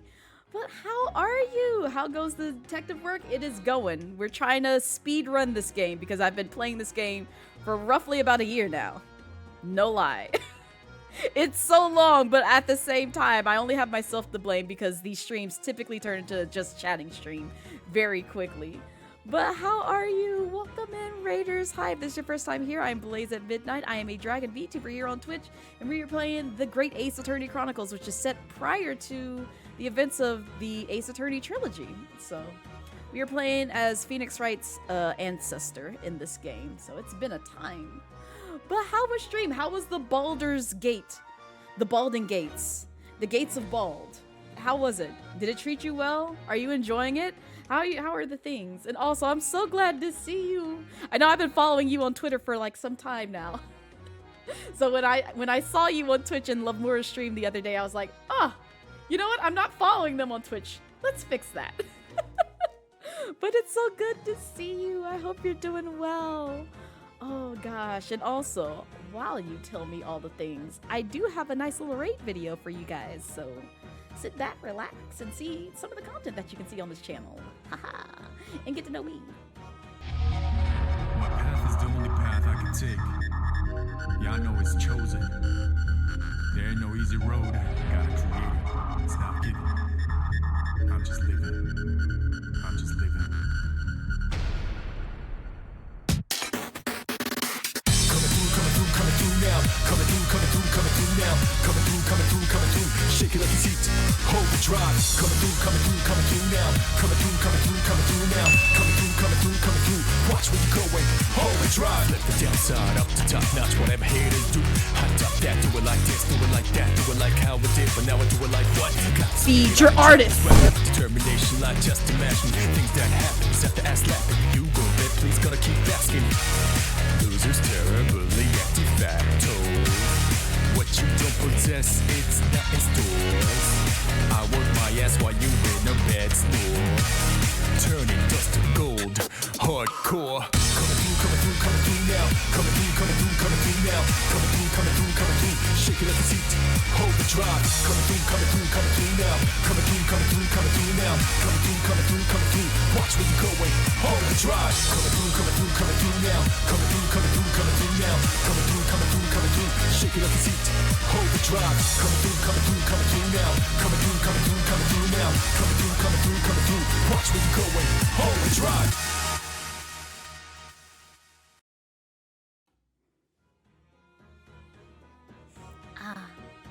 But yeah, that's just a little bit about me. And also those just coming in from the raid, including yourself, Cryptid. If you need to raid and run, I completely understand. Your physical and mental health comes first. But I hope you're having a wonderful rest of your Saturday. And also, I'm so sorry that the shenanigans with Baldur's Gate did not go well. I hate that you didn't get a chance to save. See, everyone is in a bunking mood right now. But yeah, good luck with the catching up because I know that pain. I know that pain all too well, and it sucks because I had to do it with Bum Rush Cyberpunk. So, oh god, Godspeed. But yeah, it's so good. I'm glad that you were able to raid me. Best believe, I'ma get you back. I'ma get you back. Because I make sure to get folks who raid me back. So just you wait. Just you wait. I'm gonna be peeking in, be like, who can we raid? And if I see Cryptid live, guess who we're going to? Guess who we're going to?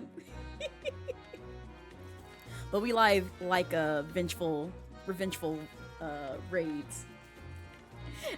Revengeful raids with love. Or vengeful raids with love. I can't talk. Oh my god. These gnats have literally driven me insane. But I hope you're having a wonderful day. Also, Bless, hello! Welcome in. How are you? How's your Saturday treating you so far? Tips, my wig. Here, I'll tip my wig just for you. There you go. Have you read the new JoJo manga part? I have not. I do not keep up with the JoJo manga. I am sorry. So, if you're asking because of my raid video, that is because, I recently went through all JoJo parts animated series. But as far as the manga, I have not, started reading into that. And if anything, I still need to play catch up with Attack on Titan. I know it's ended. I think it's ended. And then I also need to play catch up with Boku no Hero. And then I also need to play catch up with JJK. So there's a lot of manga that I'm just like terribly behind, but also I'm a busy dragon. I do not have all the time in the world to play catch up on these things, but eventually I will do the things. The Baldur's Gate, the Dragon game, yes. The D&D game. Ugh. So if you're unfamiliar with D&D, that is a great game to get introduced to it, because I find it interesting that they have the dice on screen and they're just like, hey, roll for initiative. Roll for things and see how it turns out for you. But I do wish, because we did talk about this, I think, yesterday in regards to Baldur's Gate, I would play it if they incorporated lines and veils. So if you don't know what lines and veils are for a D&D, it's basically a way of telling the DM like what you're comfortable with and what you're not comfortable with. And if they had some system like that lined up in Baldur's Gate, that would be amazing for those who might be easily triggered by certain things or either have like certain phobias. Make it accessible to like other people to play, because otherwise I ain't buying it. I know there's mods, but mods take a lot. It's like I shouldn't have to mod your game just to, be able to play it. And some people may not have accessibility towards that as well. So it's just something that devs need to consider moving forward in all aspects, because, some folks may be colorblind. Some people may not even, be able to use their hands much heavily to be able to play like, games that, most able-bodied people may be able to do so. So it's always good to consider that when it comes to anything, in the gaming sphere, as well as like, the World Wide Web and other things when it comes to marketing your stuff. Lord Van Zeeks knew the name too. He mentioned her as well. The woman who actually did the deeds. And now we find out her name appeared in Gretzon's secret notebook. Yes. let's investigate this a little bit more. We haven't seen you in a little while, have we, Gina? Well, of course not. I've been busy, ain't I? Investigating all that. The lads at the yard are trying to trace the boss's movements the day before it happened. The day before? That would be the undercover investigation to the Red-Headed League, then. Only the boss didn't go, did he? You found some cove who was pretending to be him, did you, Odo? Oh yeah, that's right. We exposed this guy. Yes, it was Mr. Vigil who actually went to the park on Lime Street that day, posing as Gregson. Well, anyway, you ain't the only one turning up stuff. I've got me own ways of getting results. When me and my partner here get together, there's nothing we can't track down. Oh, little Toby! He's such a faithful friend. So, have you tracked anything down then? What do you think, eh? Of course we have. Can't tell you though, police business, eh? Of course. Anyway, the point is, if you lot ever need any help, The doggo and you will help out? you know who to turn to, right? Me and the L out here. Right, because he looks so hellish honest.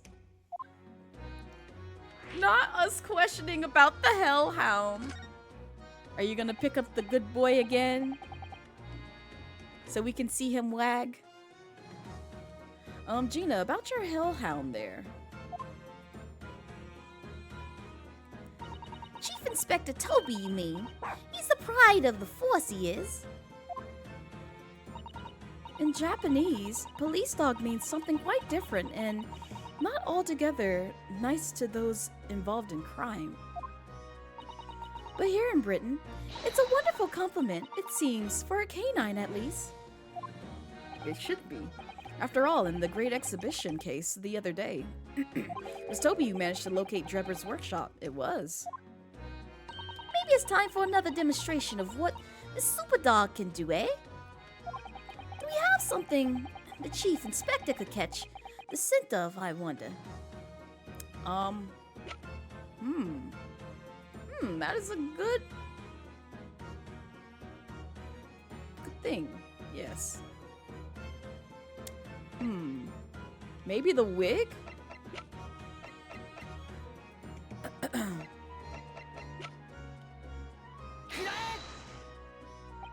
Well, Chief Inspector Toby, if you wouldn't mind having a sniff at this. Not him doing the sniffer again. He might be a little too keen, don't you think? Ooh! Ooh! The Chief Inspector made short work of Gina there, yeah. Ah, look what he's gone to. Oh my, that trunk clearly has a very strong scent.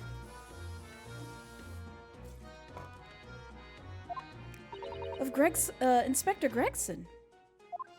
In other words, it must have belonged to him.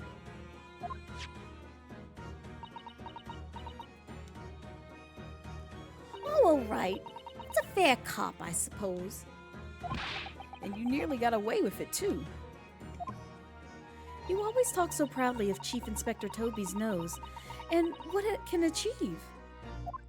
Did it not cross your mind that he might identify something that was right next to us? Yeah, that was a bit of a bloomer, wasn't it? That's enough now, Gina. Eh? I think it's time you told us the truth about that trunk. Yeah, what you hiding?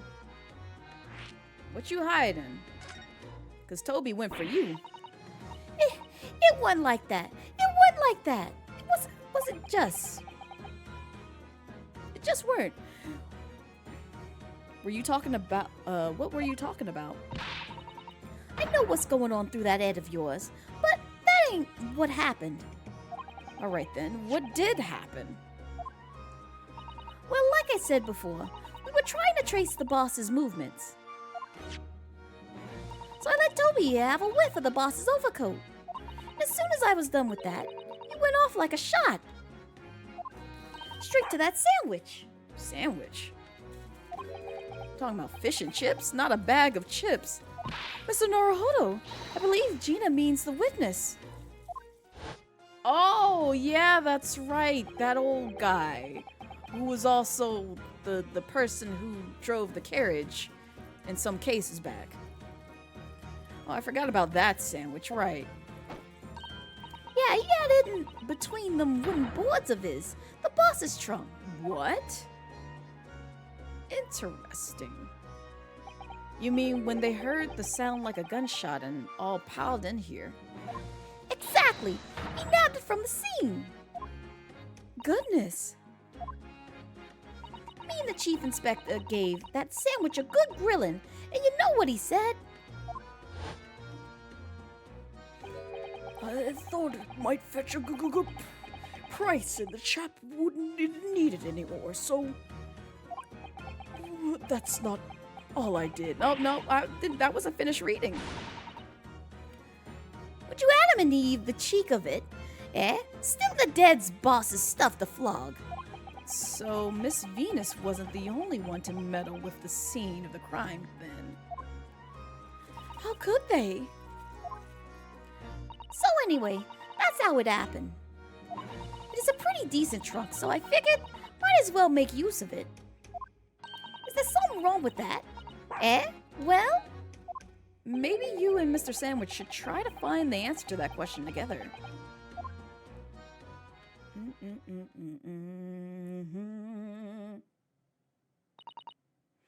think perhaps the trunk should be turned over to the police, don't you?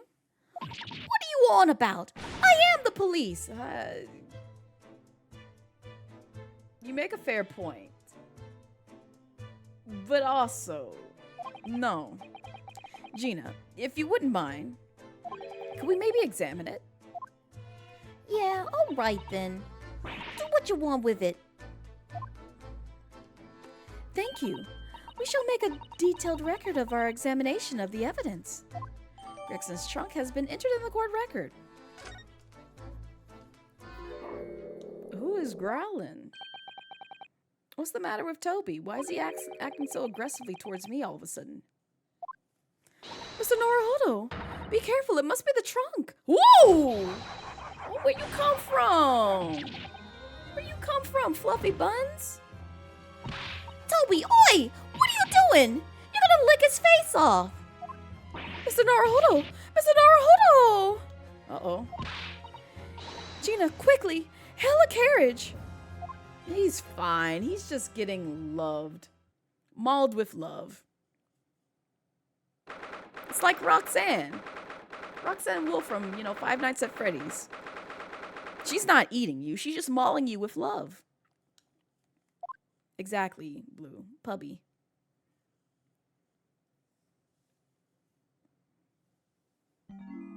That put you out? Oh, Mr. Naruhodo, are you all right? You passed out from a dog jumping your ass? And it was a puppy? All right, well, whatever. Mr. Sato. Oh, hi.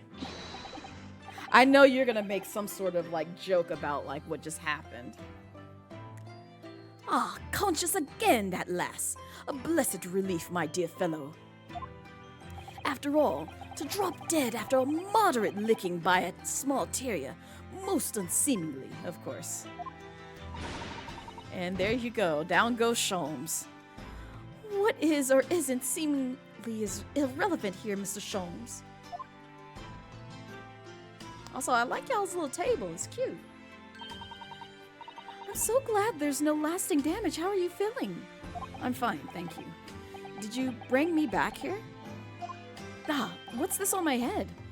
A bandage? sadly we had no ice, so that's a compress of sugar water. Sugar water? Don't worry, Mr. Naruhodo. It's a fine first aid treatment that my father taught me. Oh, thank you. So let us take tea when you're filling up to it. Well, speaking of which, I need to shop for a specific tea that I've been waiting on. But of course, no sugar in the patient's cup. Ugh. The bump on my head is throbbing sweetly enough, don't worry. Whenever you feel ready, then. I'm mad he's just standing there. Also, his attire in full looks very interesting. Are those boots, or is he just like walking around in socks? I think just socks. But still, intriguing. No, there's no what to do. Can we talk to Sholmesy? Thank you for your concern, Mr. Sholmes. My dear fellow, think nothing of it. I must say I was quite startled when I heard that you'd been attacked by a dog. He was licked. It's not attacked. For a moment, I feared that infamous murderer of the Mini had come back from the dead. Oh, Hound of the Baskervilles? You mean the professor? Fortunately, I see your prized throat is unscathed. That stiff turned-up collar of yours obviously afforded some welcome protection. Was I that close to death? All I really remember is the dog licking my face over and over and over again. Well, if you wish to avoid such troubles in the future, a little mustard spread on the cheeks should do the trick. That's a statement. I should think that would balance the sweetness of your bandage rather splendidly. All right, then. You're a strange one, that's for sure. All right. Well, can we move downstairs towards the suite and see what's going on? Oop. Just popped. 2nd of November, Sholmes' suite.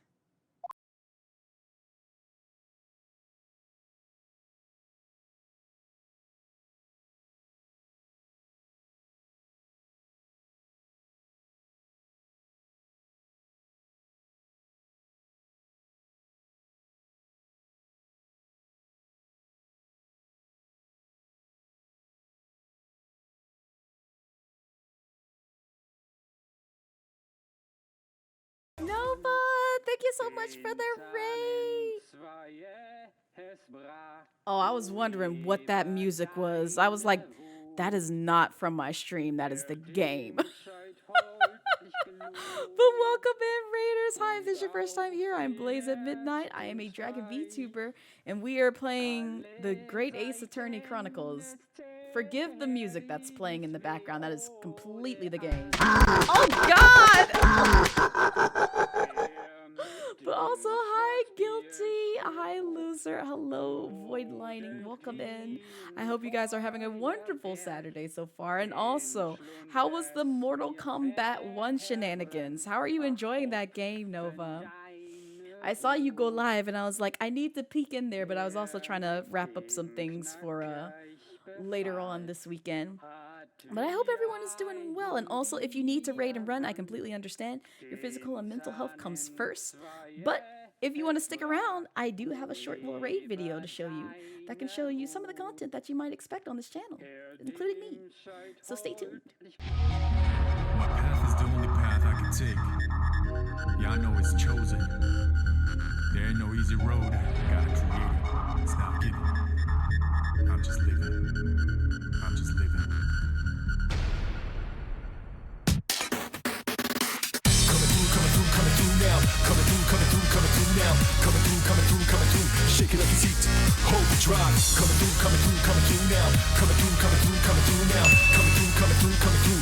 Watch where you're going. Hold the drive. Let the downside up to top notch. Whatever haters do. Hot top that. Do it like this. Do it like that. Do it like how we did. But now I do it like what? Feed your artist. Determination, like just imagine things that happen. Except the ass slapping. You go bet. Please gonna keep asking. Losers terribly active facto. What you don't possess, it's not in stores. I work my ass while you in a bad store. Turning dust to gold, hardcore. Coming through now. Coming through now. Coming through. Shake it like it's heat. Hold the drive. Coming through now. Coming through now. Coming through. Watch where you're going. Hold the drive. Coming through now. Coming through now. Coming through, coming through, coming through. Shake it up your seat. Hold the drive. Coming through, coming through, coming through now. Coming through, coming through, coming through now. Coming through, coming through, coming through. Watch where you going. Hold the drive.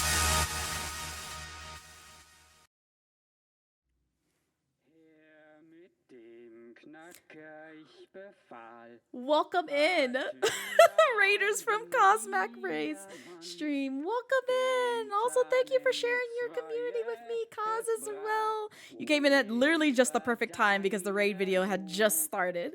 But hi, if this is your first time here, I am Blazette Midnight. I am a drag VTuber here on Twitch, and the music that you're hearing in the background is not anything on stream. It's literally just a game. There's a situation that's happening in this game right now. And we'll explore that in a bit. But how was your stream? How was the detective game? I saw that you were also playing a detective game. Hopefully the detective shenanigans went well. But how were you? That was awesome. Yes, that was done by I still need to have like a command for like Jay. Because so many people have been asking that. But like, if y'all are looking for a great video editor, I'm just saying, I'm gonna point them. Just like in my raid video. Feed your artists. You should peep J for Gamers content. He's great. He's great. He's done a lot of stuff for me in terms of video editing. Not all the things, just some of the things that I throw his way. Just be like, hey Jay, here you go. The raid video was not one of those things that I threw at him. He threw that at me. And I was just like hitting with it, like, you know, how y'all throw the dang plushes at me. That's what he chose to throw at me. And I was like, oh, thank you. I appreciate it. Sorry you're late with the dreamy raid. No, you're good, Frittata. You're good. But also, welcome in. I hope you're having a wonderful Saturday so far. We are just vibing to the Great Ace Attorney Chronicles. I'm trying to speedrun this game because I'm so tired of playing this game. I love it, don't get me wrong, but I've played this game for like over a year now, I feel like. It was fun. We had cool artwork. Ooh, what were you drawing? Oh, I'm sorry. The game had cool artwork. I'm gonna have to peep that. Because I like a good game with nice artwork. Piques my eyes. But also, those just joining in from the raid, either Novas or Cause, please, if you need to raid and run, I completely understand. Your physical and mental health comes first. But if you want to stick around and see what this weird scene is, which I can't really explain because it caught me off guard when I first played it. Yes, I've played this game before, completely offline, so I know the things to come and what's about to happen. But, yeah. Feel free to stick around. This is a very fun yet strange game. You think it was just the prologue, but you had a comic book style? That's great. Ooh, nice. I like that. That actually, you know, matches the title with the whole, like, you know, detective noir. So I'm gonna have to peep that to see what it looks like, because I'm curious. Speaking of which, I have some VODs to play catch up on later on tonight, since I'm done with the art things. I gotta package it all up first, though, and then do some more stuff, more arting later. But yeah. Oh, also, those playing this game as well themselves, because I forgot to do this. I don't want to spoil for other people. So if you want to play this game without, you know, any spoils, I know there's a very weird scene that's happening right now. Definitely feel free to leave a lurk, but if you don't care for all the spoils and you're here for the shenanigans and see what this game is about, feel free to stick around. But yeah, please do be careful about spoils with this game. Enjoy the lurk, Nova. What on earth is going on here? Am I having a bad dream? That's what I thought when I heard this music and saw this entire scene. Ah, no. It's an old German folk song. Rather a fine rendition, I think. That's the least of my concerns. Iris? She's just over here crying. Girl, you okay? Iris, what's the matter? It's like she's committed a crime and she's crying about it and she's like just pouting. Like, look at her. I know y'all said this kid is a criminal. And this is proving to be very true with the scene that we have right now. Because I have no idea. Well, I do have some idea of what's going on, but y'all have no idea. Who is that sprawling? I mean, that relaxed gentleman over there. She's still just not gonna talk. You need to play this game sometime. Yes, it's so good. If I had to rate it between like all the other Ace Attorney games, this is kind of like one of my top picks.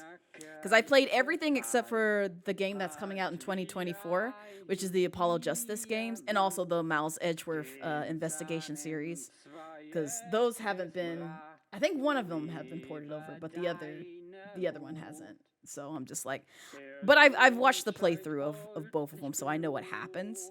But like, I have played the trilogy. I played Dual Destinies. I played Spirit of Justice, and I've played through this all the way through offline because it's like whenever these games come out, I have to play it offline like immediately because it's like reading like the next series of books to come out.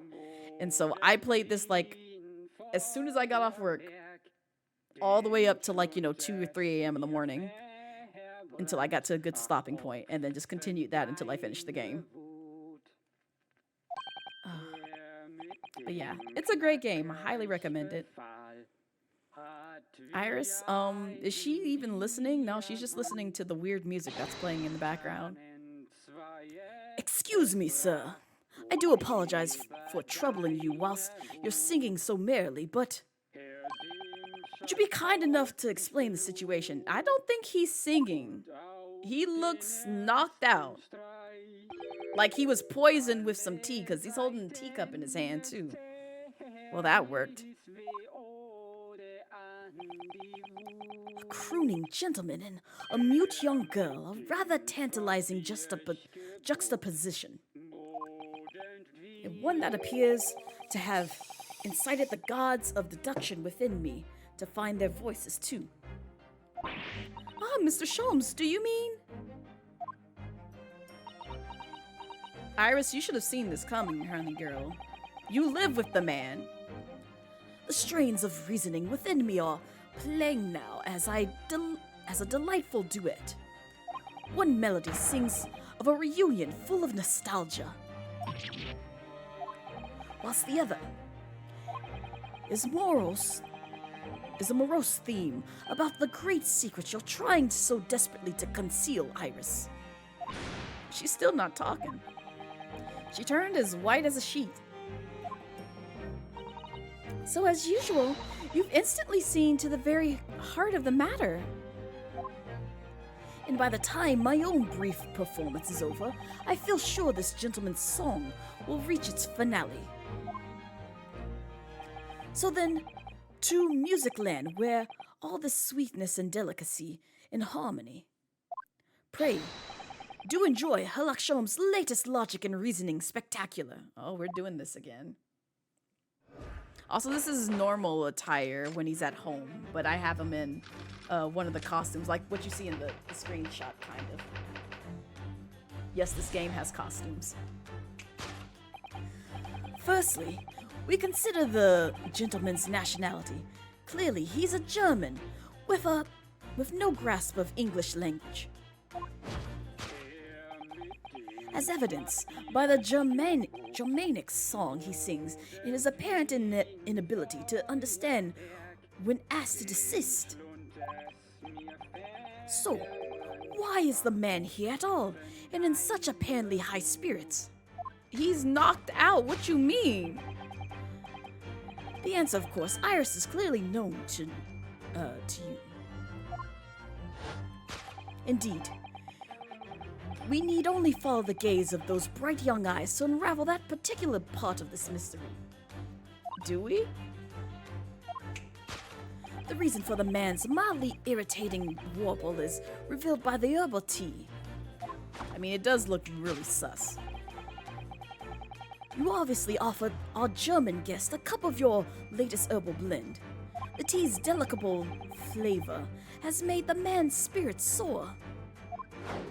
It resulted in this joyful ditty, tumbling incessantly from his lips. I eagerly await sampling the flavor myself, that I may join this fellow in his state of elation. I don't know if you want that. Look at her pout. Look at her pout. She's just puffing up her cheeks. It's so cute. Now, to the next question. Who exactly is this gentleman availing himself so thoroughly of the cete? Do you not know them?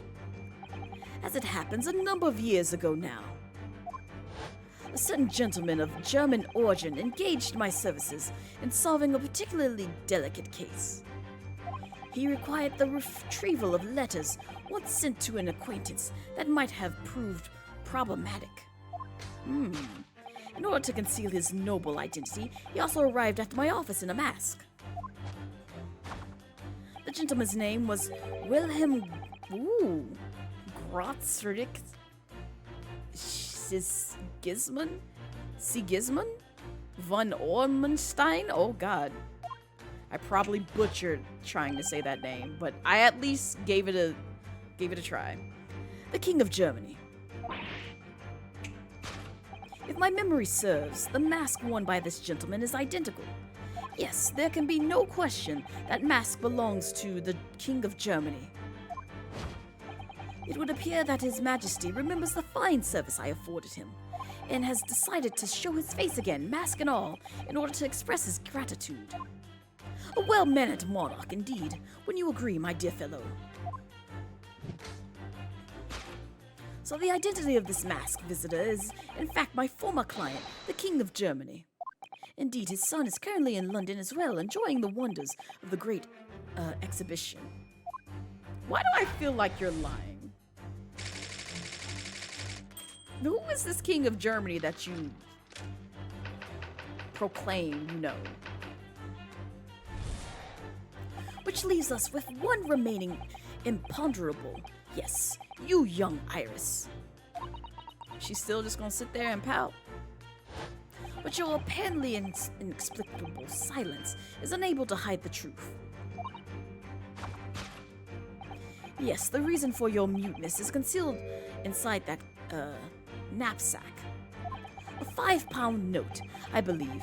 I must say, as your compatriot, I'm deeply saddened. It would appear that you've allowed yourself to be bribed into silence by His Royal Highness, earning yourself some spending money in exchange for keeping quiet about the king's secret. And now the final piece of the puzzle. What is this secret you strive to hide with your silence, Iris?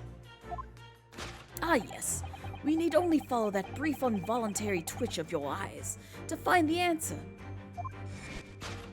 You were attempting to abscond with that coffee cup. My favorite coffee cup indeed. Or should I say the handle of my favorite coffee cup. Oh, damn, you broke it? It appears that His high-spirited highness broke it in the midst of his hijinks. Which leads us to the sad truth. My favorite coffee cup has been broken by the King of Germany, and Iris, you tried to conceal it from me. Are you gonna go into a whole downward spiral of like emotions like you've done before in this game? I shall have a bill sent via governmental channels to the German royal family for its replacement. He looks so depressed. To hide the coffee cup. Oh god. Thus concludes Herlock Sholm's great deduction of this painful puzzle. You are so mopey, sir. You're annoying.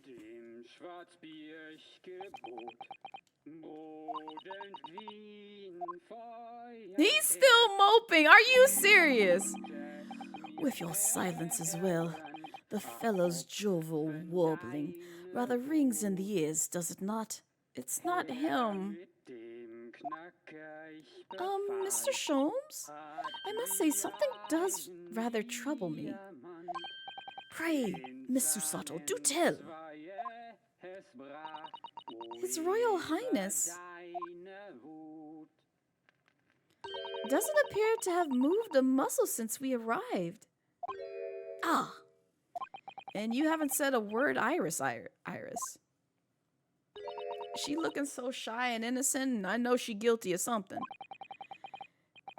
If Mr. Sholmes has it all right, you might as well own up to it now.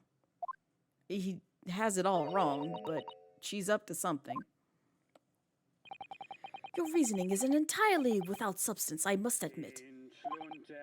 And one other thing, Mr. Sholmes. Before we proceed on, let's go ahead and save, because this is going to be a lot if I get a game over here.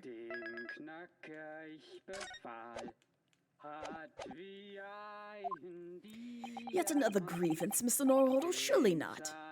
Well, I actually read the story of that case recently, and the one you were just describing.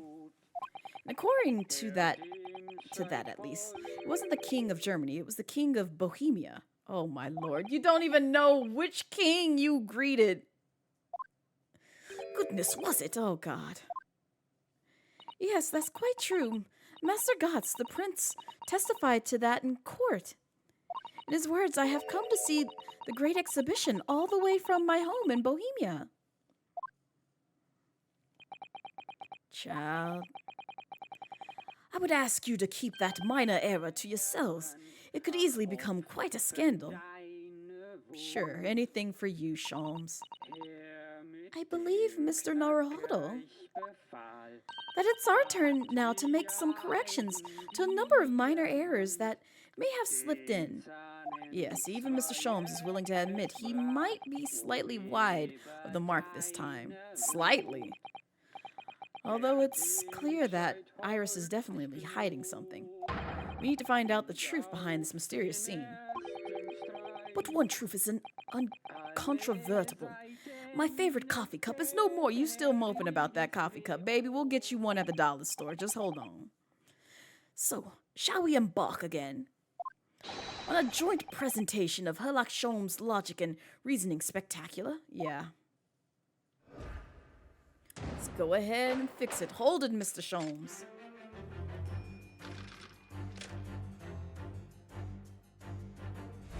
Boom, boom, boom, boom, boom, boom, boom. We don't need to read this again. Yes, we know his first language isn't, English or whatever. He speaks German or something of that effect. It's what you think. And Iris is still guilty of things. She's very sus. Yes, we need to follow her gaze. Even though I don't think she's looking at what we think she's looking at, possibly.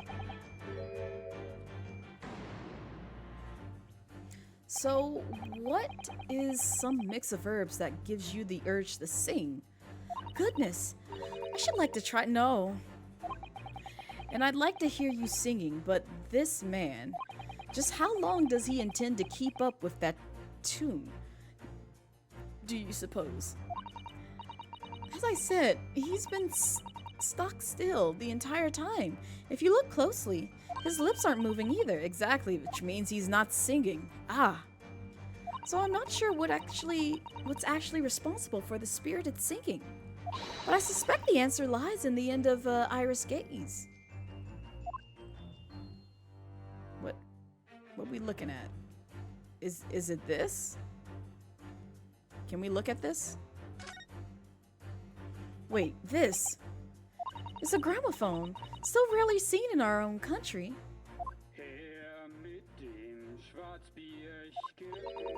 The sound certainly appears to be coming from the horn.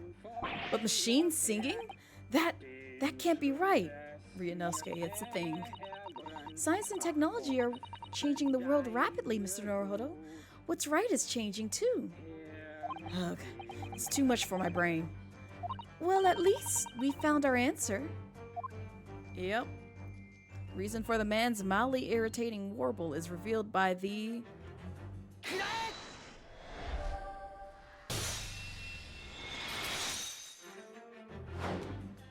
gramophone. The reason for the man's mildly irritating warbling is revealed by the gramophone. Indeed, why you look creepy? Indeed, for no well-bred gentleman would break into an obscure folk song while making a social call. In other words, this gentleman isn't singing at all. In fact, well, you thought he was. What you mean? It would appear that the fellow is unconscious. That's what I said. Man is slept. Ah, the music seems to have stopped now, thank God. I ask you, Mr. Norohodo, Yes? why would I have purchased a recording of that gibberish? Like we know! You live here, that's your object. Why would we know? Why would we know, baby? God. Well, never mind. On with the deduction. Who exactly is the gentleman availing himself so thoroughly of the settee? Or settee, excuse me. As it happens, a number of years ago, Oh, yeah. You've already gone over this. Yes. You said it was the king of Germany. We found out it's the king of Bohemia that you actually spoke to. And you clearly don't recall these things. Yet people seem to recall your life very well.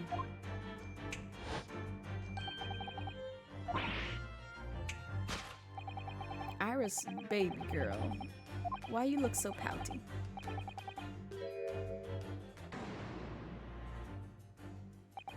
Although we've already established that it was actually the king of Bohemia, it seems Mr. Sholmes intends to persist with his Germany theory for some reason. Just on brand for Sholmes. Come to think of it, the young prince was wearing a mask as well, wasn't he? Master Gotts? The boy whom you had in tears? Don't remind me, or anyone else.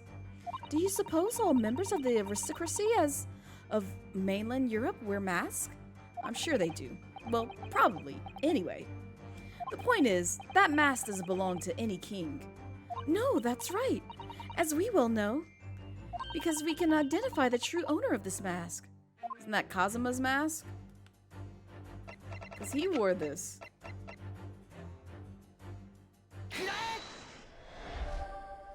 Yeah. Yes, there can be no question. That mask belongs to Kazuma Asogi. In other words, my memory is subliminally unreliable. Yes, absolutely. Only you could try to make that sound positive, right? Kazuma's mask has been languishing on this metal chest for several days, though that doesn't explain why the gentleman is wearing it now. But it is now a simple matter to determine our guest's true identity. After all, the gentleman is unconscious. We need only excuse ourselves in advance, gently lift the mask, and peer beneath it. Ain't this Susato's dad? I don't believe it. You would think that she would know this before they took off the mask, but okay. Father! I'm afraid, Miss Susato, you must be mistaken. No, I think not, Mr. Sholmes. Oh, God. Correct him, Susato. Then it would appear our logic and reasoning has once again revealed the truth. Who's our? You mean my logic and reasoning. This mysterious visitor Thank you, Susato. Get him. is my unconscious father, Eugen Mikatoba. Why you look like you committed a crime, Iris? Logic and reasoning, or just looking and saying? Looking and saying, baby. Looking and saying.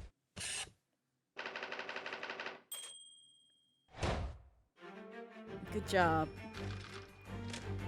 It doesn't really take a genius, but, you know, in this case, genius is a loose word during these times. Which leaves us with one remaining imponderable. Yes, you, young Iris.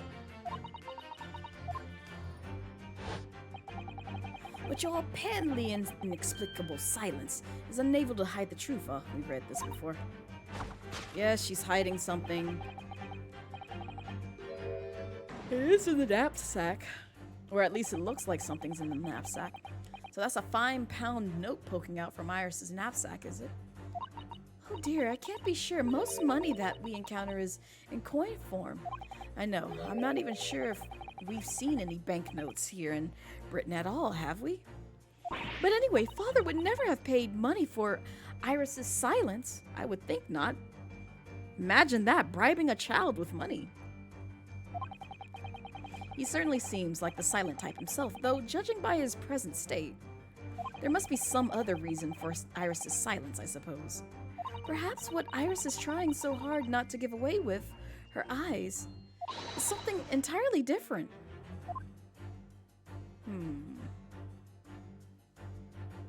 I see the biscuits. I see the knapsack. We can't look at the biscuits. Yeah. Pot. Metal chest. What's going on here? This metal chest. It contains important documents, doesn't it? Yes, details of all the cases Mr. Sholmes has worked over the years. Written up by Iris's father, if I'm remembering correctly. Iris insists that the chest is kept locked at all times. She's never once shown me inside. Well, its contents are invaluable to her, I suppose, and entirely irreplaceable. But look at it now. Yeah, it's open. The catch is unlocked for once. Ah, so it is. That's hard to ignore. Very. I've never seen that chest unlocked before, and all the time we've been staying here at Baker Street. Yes, the reason for your muteness is concealed inside that metal chest.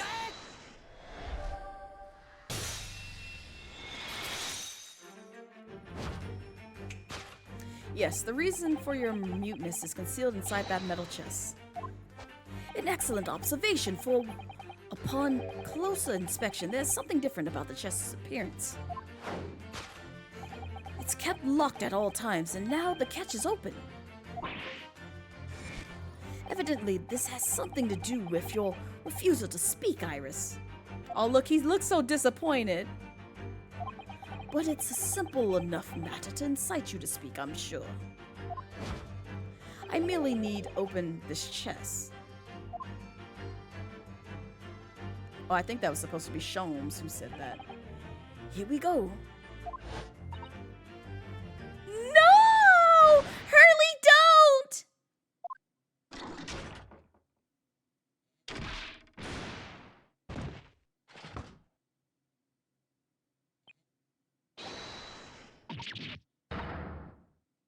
A lot is happening right now.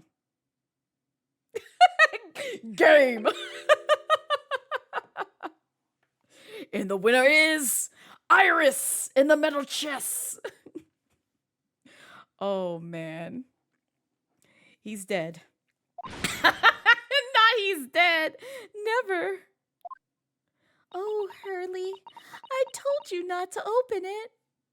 She did. So you found your voice now, Iris. Ah! In other words, what just happened clearly reveals the truth here. Yes, the real reason for your silence until now is... This is somewhat different from the usual dance of deduction you perform with Mr. Sholmes, isn't it? Yeah, because he's now unconscious. Well, he's left me alone on the ballroom floor, so I'm going to have to dance this next part solo. GG's. And anyway, I need to get to the bottom of this for my own peace of mind. Now then, Iris isn't usually the silent type, so... You mean you don't actually know the answer yet? Despite that knowing point of the finger before? Miss Susato. Sometimes a man needs to point his finger first and think like, what? What drugs are you smoking? Or snorting, Ryunosuke? Oh, well, if you say so. I think we better examine Iris more closely and try to rescue the situation then. He's truly Nick's ancestor, honestly. Why couldn't Iris open her mouth the whole time? Guess the real reason for your silence until now is... Boy howdy. Oh! What's this key behind your back, girl? That's a key she's holding. Look. I'm sure that wasn't in her hands before, was it? No, you're quite right. It appears as if by magic. That's strange. A big old iron key. Where did it materialize from?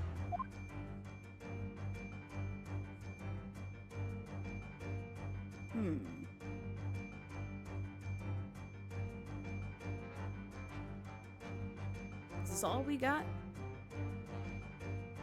Oh, we can't look at that, can we? What's the question?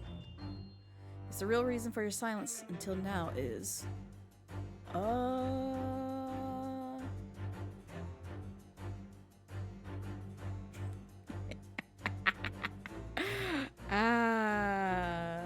my god. Okay, it's the key. Yes, the real reason for your silence until now is that key behind your back. Ah! When Mr. Sholmes was thrown into the air before.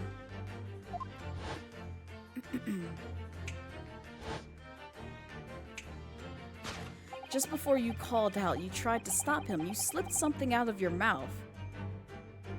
You had that in your mouth? Oh. Interesting.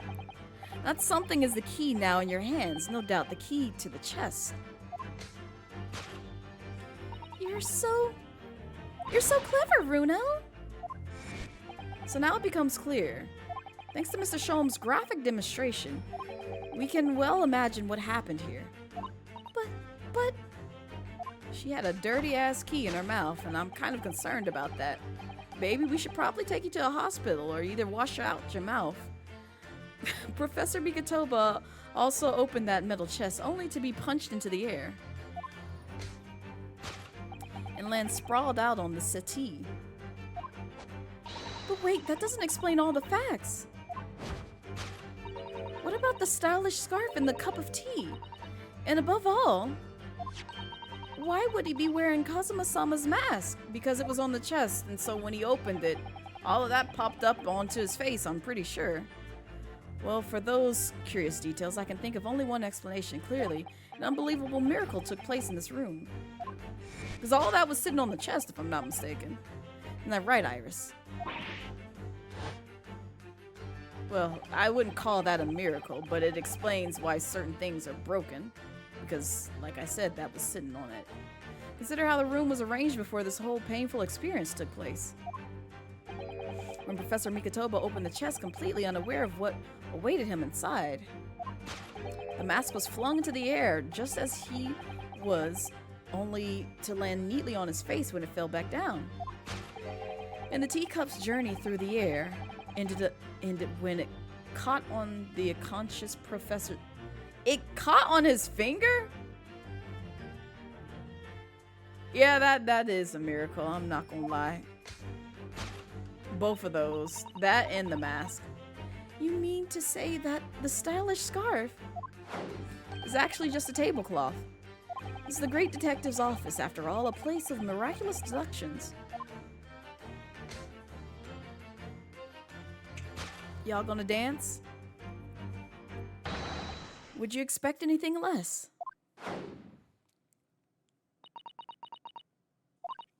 Yes, you're right. It happened exactly as you said. Brilliant, Runo! Oh, are you cheering us on? This concludes Ryunosuke's Norohodo's great deduction of this punchy puzzle.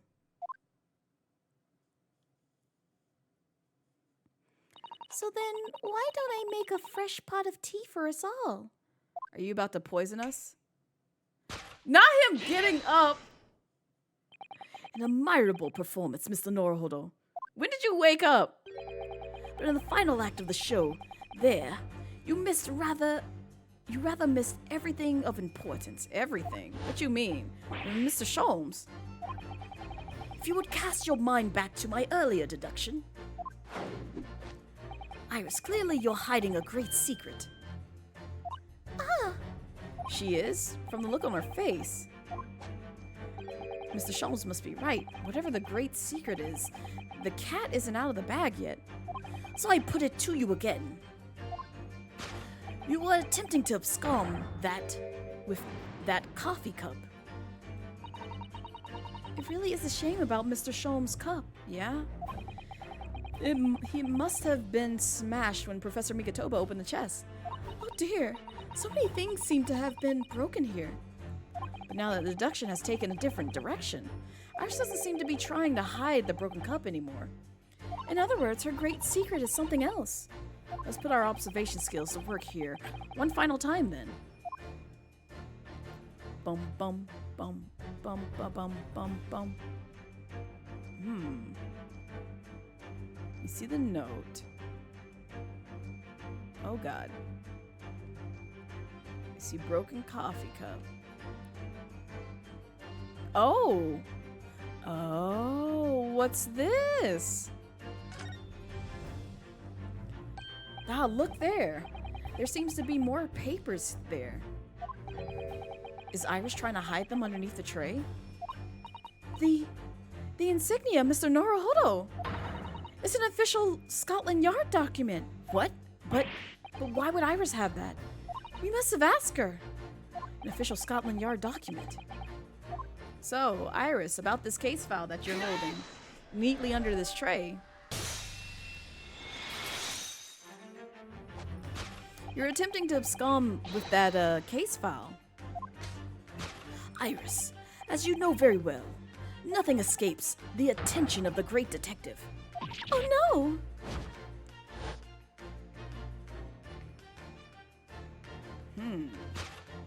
We visited Scotland Yard's autopsy laboratory earlier today. And Dr. Gorey informed us that the autopsy report of Clint Van Zeeks had gone missing. Clint Van Zeeks, yes, I do seem to recall. That some years ago I asked to see the report in question. You were with me, weren't you, Iris? Oh, he's recalling things.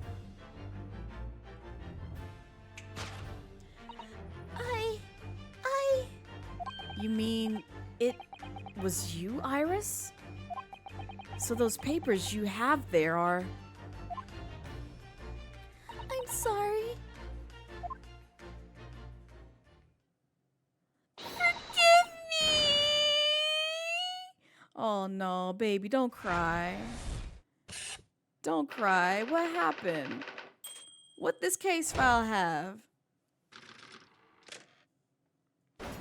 Deduction complete, elementary.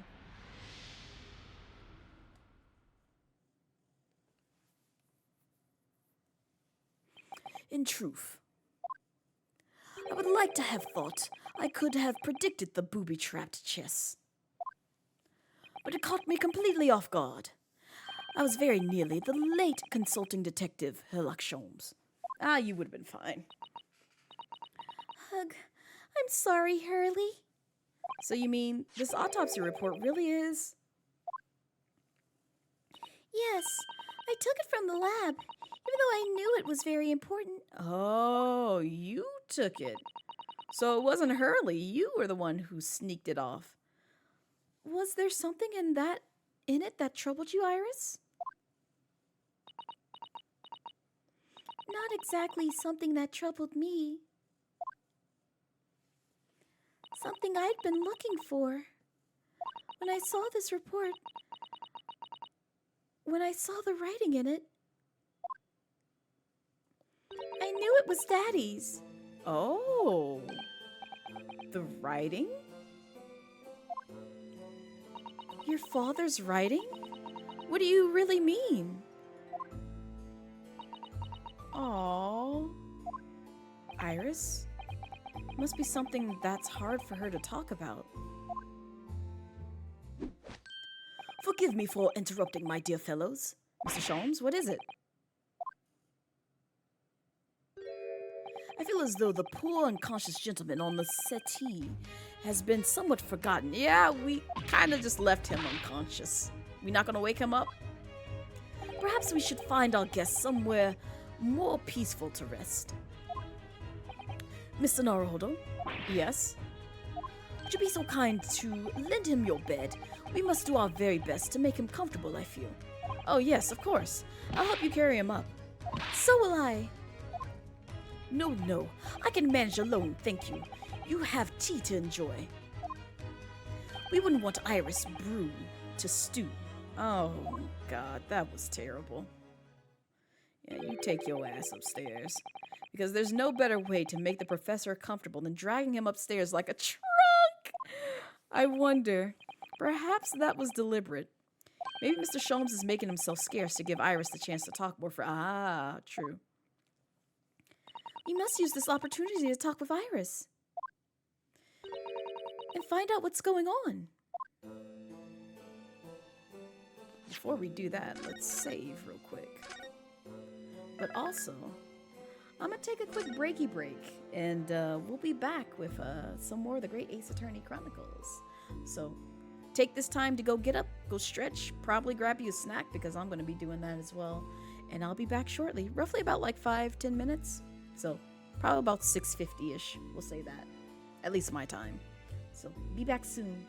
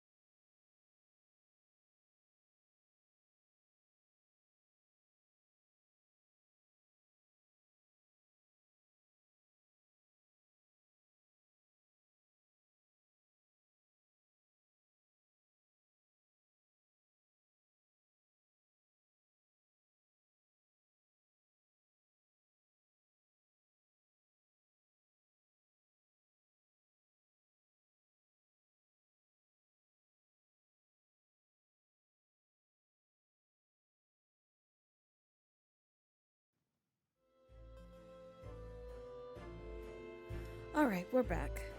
Hopefully you took that time to go get up, go stretch, get you some snacks, clear your throat, hydrate your life, do all those things. We got just a little bit over an hour left for stream, so let's see how much further we can get in this game. Thank you for the welcome backs. Now let's talk about your daddy. Would you like to tell us about it, Iris, about your father? I'm sure I told you before, didn't I? That Daddy used to be Hurley's partner. Yes, and that notes about all the cases they solved together are kept inside that metal case. Or metal chest, excuse me. That's right. Hurley told me, you see. He said that Daddy's somewhere far away now, so we can't meet. That's one way of describing it, yeah. The pain. Then when I secretly unlocked the chest and read through the papers inside, I started to build up a picture in my head of what Daddy must be like. Well, that's only natural. You're just like any other girl of your age. I read that Daddy was a professor of medical science, so I studied and took my degree too. Well, that's only natural, I suppose. In that respect, you're not quite like the other girl of your age, though. But there was one thing that I could never find out. Daddy's name. Ah, His name wasn't anywhere on any of the notes that he made about his work with Hurley. But then one day... that's what happened, is it? When you saw this autopsy report, you finally managed to work it out. Is that right? Yes. So it was the handwriting in the report that caught her eye. Who signed the report?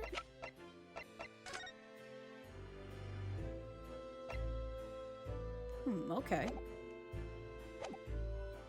The autopsy report. When I saw the writing on that report, I could hardly believe it. I know that handwriting. I thought to myself, Because it was the same as the writing you'd seen on your father's case notes? exactly. I was desperate to compare the two properly. I needed to see them side by side. I asked the doctor in the laboratory, but I was told I couldn't take the report away. And even worse, I was told that it was the first and last time we'd be allowed even to look at it in there. So you decided to steal it? Well, I mean, that's one way of getting what you want. When I compared the autopsy report with the case notes I had here, there was no doubt. The handwriting was exactly the same. It was Daddy's. And the signature of the coroner at the bottom of the autopsy report read Dr. John H. Wilson. So that's how I finally found out. I learned Daddy's name at last. I see. Ever since then, I've called myself Iris Wilson. And that's also when I had the brilliant idea of writing stories all about Daddy's exciting times with Hurley. I decided there and then that I'd write the adventures of Herlock Sholmes. Oh, Iris. I had no idea the stories had quite such a deep personal significance for you. I can see why the autopsy report was so important to her now. And why she was prepared to break the law to get her hands on it.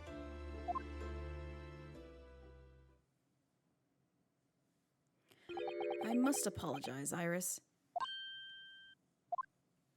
Oh, Hurley. Or Herlock Sholmes, excuse me. This is really all my fault. Hurley?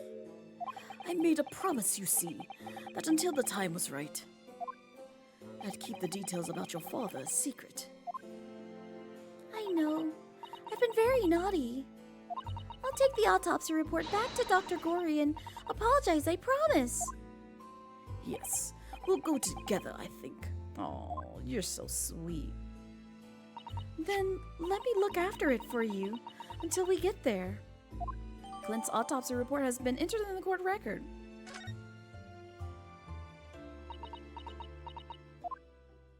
I must go and water my herbs, I think. You do that, Iris. I'll see you all later. Enjoy the rest of your day, you sweet bean. Poor Iris, she must be feeling awful. I know Mr. Sholmes is here for her, but still. Ah! What's up, Susato? What? How? What's the meaning of this, Mr. Sholmes? Mr. Sholmes? Oh, dear me. So, you've noticed, I see. But that would mean... What on earth's the matter, Miss Susato? You've turned as white as a sheet. It's this autopsy report, Mr. Naruto. The one from 10 years ago. The writing isn't Dr. Wilson's at all. Huh? What do you mean? How could you possibly know that? Because I know this writing very well, you do? This writing, it's my father's! The plot thickens. Keep going. What? What? Professor Migatoba's? Indeed, it's true. And now you know, my dear fellows. No, I don't know anything. What on earth does all this mean, Mr. Sholmes? Because the ideal that's slowly forming in my mind is just too extraordinary to believe. Also, what's good, Malware Guy? How you doing? How's your Saturday treating you so far? Please, you have to explain. Yes, let's talk about this in detail. So, this autopsy report was actually penned by Professor Migatoba then. But that makes no sense. It's not possible, surely. Not possible, my dear fellow? Pray take a deep breath and think again. Yes, you're right. In some ways. It actually makes a great deal of sense. It does? 10 years ago is when my father returned to Japan after his extended study tour in Britain. And prior to his return, where was Dr. Migatoba engaged? Ah, of course. He was an assistant in Dr. Wilson's laboratory, learning about forensic science. Ah. And as an assistant, he would have aided with the dissection work, making detailed notes, which would be assembled into the full autopsy report. Once the work was complete, the head coroner would check the contents and put his signature on the document. Ah. In other words, the only writing of Dr. Wilson's in the report would be his signature at the end. I see. So Iris got the wrong end. Get out. Get out, Ryunosuke. No more. No more for you. How's Ace Attorney? It's good. It's good. I'm trying to speed run this game because I'm so tired of playing it. We've been going on and on and on and on with this game, and I'm ready for it to end, but I also know how long it can be, and we still have like one more episode to tackle. We're on the second to last, but it's these games get pretty lengthy towards the meat of the plot. All Gucci having a restful weekend, cleaned up the house, and just got news you passed a pro exam. Hey, nice! Congrats, Malware. She saw that and assumed the whole report had been written by Dr. John H. Wilson. Which is very understandable, of course. What a complicated situation. The details of Clint's autopsy report have been updated in the court record. So about your partner. Thinking about it, most of what we know about you, Mr. Sholmes, comes from the published stories of your exploits. Yes, The Adventures of Herlock Sholmes, written by Iris. And we really have no way of knowing what's fact and what's fiction. Most troubling for you, my dear fellow, I'm sure. So what about this supposed partner of yours? Did he really exist or not? Ah, you've come straight to the point, I see. Yes, let's talk about that. And please, come straight to the answer. I believe Iris explained it in one of her installments. He was a trusted comrade and the only person I could truly have called a friend. And did this partner of yours truly make a record of all your cases? Are his notes really stored inside that metal chest? Absolutely, my dear madam. Absolutely. So, where's your partner now? Is he dead? Is he alive? Is he in this room? We rarely meet. You see, he lives on the other side of the world. Oh. The plot thickens even more. Also, hi, Di. Welcome in. How's your Saturday treating you so far? I think it's the most fun one that you've taken so far. Nice. Very nice. I should look into, like, you know, some certifications and such that, I know I should probably take, but at the same time, finding the time to take them in between everything else is always a tedious task.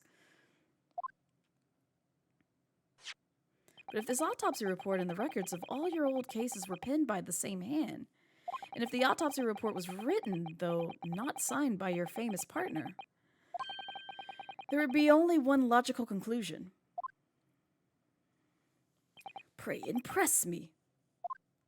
Your partner would have to be Yujin Mikatoba. In other words, Miss Usato's father.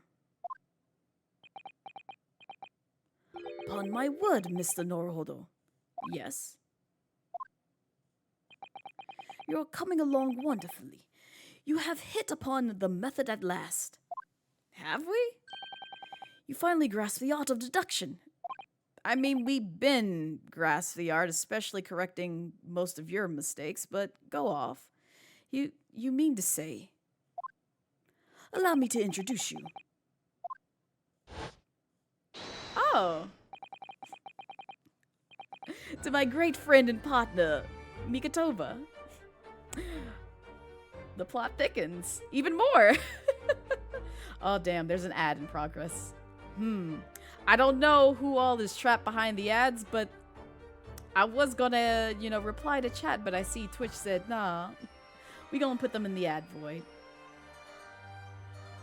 Living the life saw Blaze and thought you'd stop by, she'd share what, up to. Ooh, chow mein. Oh, that sounds delicious. I hope it's good, Dai. Also, I don't know if you can hear me or not, because I know the ad is going. So I'm gonna let it play and wait to reply just in case. To my great friend and partner, Mikatoba. Professor Mikatoba. Ah. Now we get to talk about Herlock Sholmes and Wilson. Does this mean that you're the real Dr. Wilson? No, my dear. I'm still my old self, Yujin Mikatoba, your father. Oh, good. Because you kind of dress like him, I'm not gonna lie, so it would fit the bill. Your model went all bizarre. You're in ads, but what the heck? What is going on? It probably was because it blocked, like, what's in my face probably blocked the tracking. But chow mein sounds good, Dai. I hope it's delicious. But yeah, enjoy the chillin'. We just chillin' here. I'm trying to get through this damn game because I'm so tired of playing it. Oh, of course. This is obviously too much for Sato to take in. Yeah, go sit down, honey.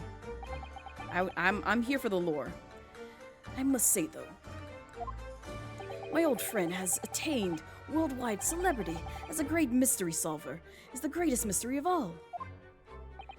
I'm still remembering the first time we met. Ah, pray remember me. When was it again, Mikatoba? 16 years ago, Sholmes. Ah, yes, quite. 16 years ago. Just arrived in Japan with Seshiro and Genshin. I was in search of lodgings close to the hospital, some comfortable rooms at a reasonable price.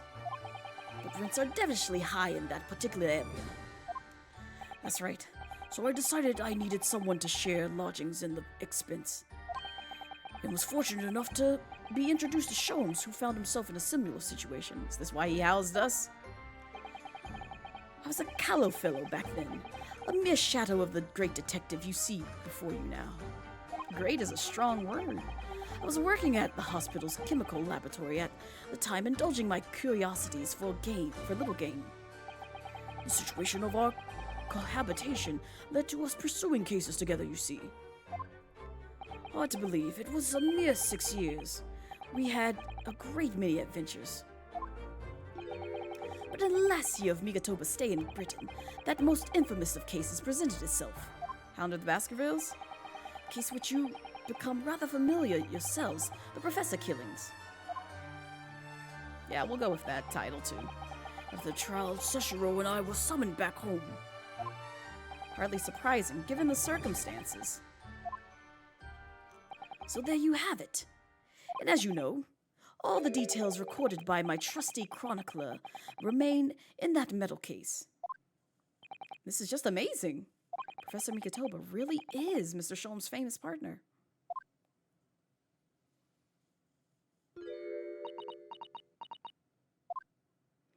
Father? Goodness, my dear, what a cutting look. As your daughter, I'm very proud to learn that you were the great detective's great partner. But nevertheless, there's another mystery that I really must ask you to explain now. And that is? You know very well what it is. The unresolved matter of Iris's father. Yeah, we do need details about that one, because it sounds like you're her father, but at the same time... of course, I almost forgotten about that one. I should have seen this coming, I suppose. Little Ho Peep, welcome in. Oh, thank you for giving me Dragon Daddy again. He's so cute. But how's your Saturday treating you so far? I'm not your dad!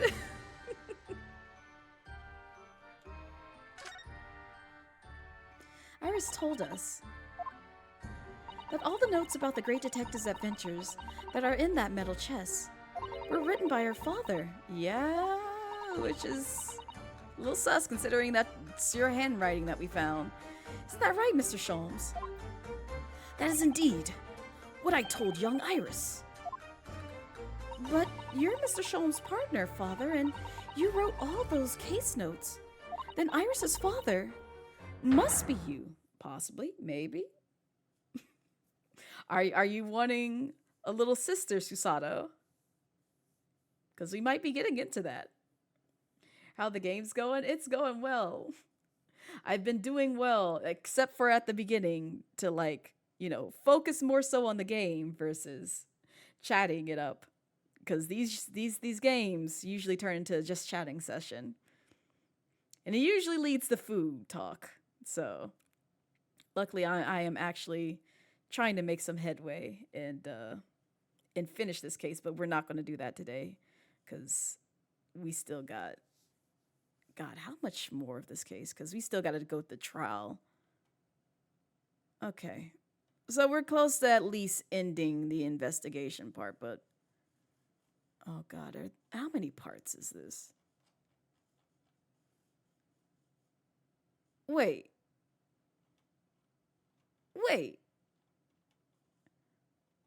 Oh, God. Oh, God, there's so much.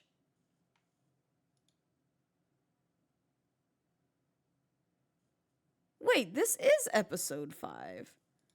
Well, not what we're on. We're still on 4.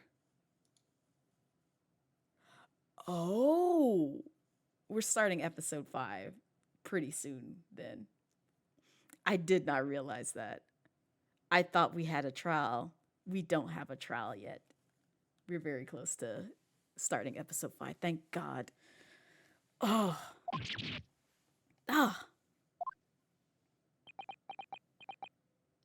Upon my word, Miss Susato. You are coming along wonderfully as well. You, too have hit upon the method at last. You keep saying this, and I ain't seeing these results. You finally grasp the air of deduction. Get out! What? What you've always told me, Father, is that my mother died when I was born 16 years ago, and you left me in grandmother's care whilst you embarked on your study tour of Great Britain. So he had an affair with another mistress? Or another woman? They not related, you know, at least by the same mother?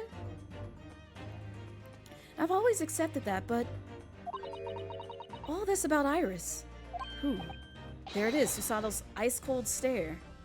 No, now hold on a minute. It was very It sounded like it.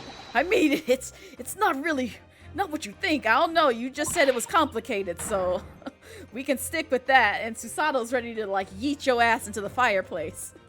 Let's see how this goes. Also, Miss Matcha Blossom, welcome in. How's your Saturday treating you so far? Then perhaps you'd like to explain exactly what it is. There it is. And now the eyes go from ice cold to red hot just before she... No, you've got it all wrong. Wrong in the stick. Show him, say something, man. He ain't gonna help you out. He gonna stay silent and just observe. That's what he best does. That's quite enough, my fiery fellows. Mr. Sholmes? When did he get all dressed up?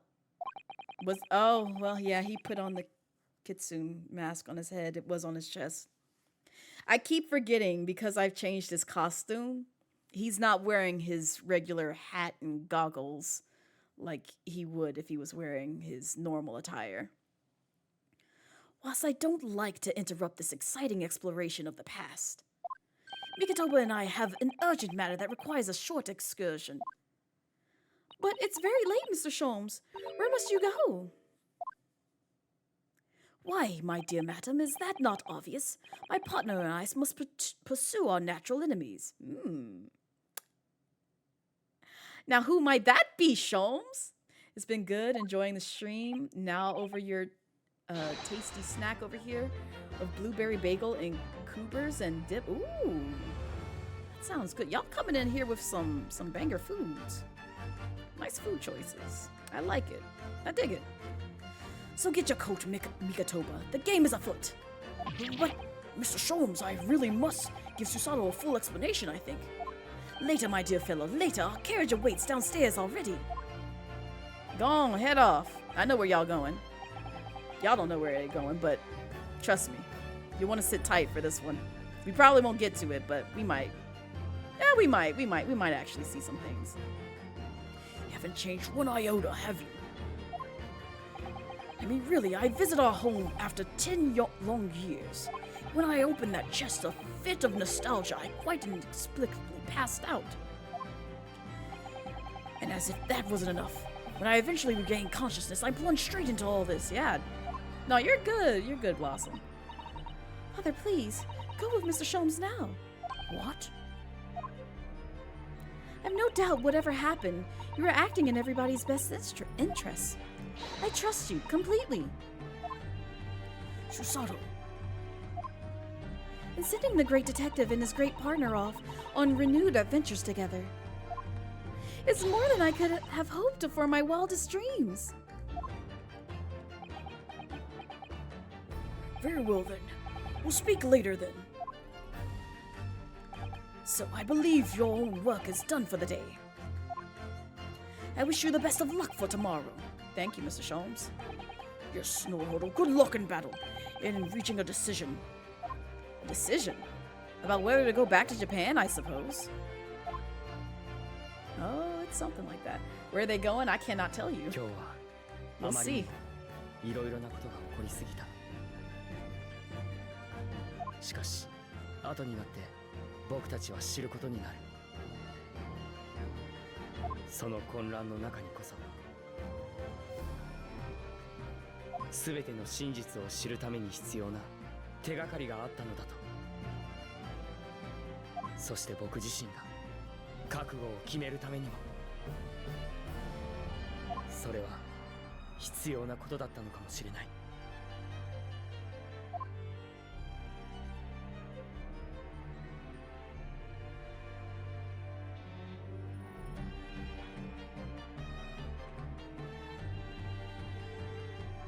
Game? Oh, I was about to say, please don't freeze on me.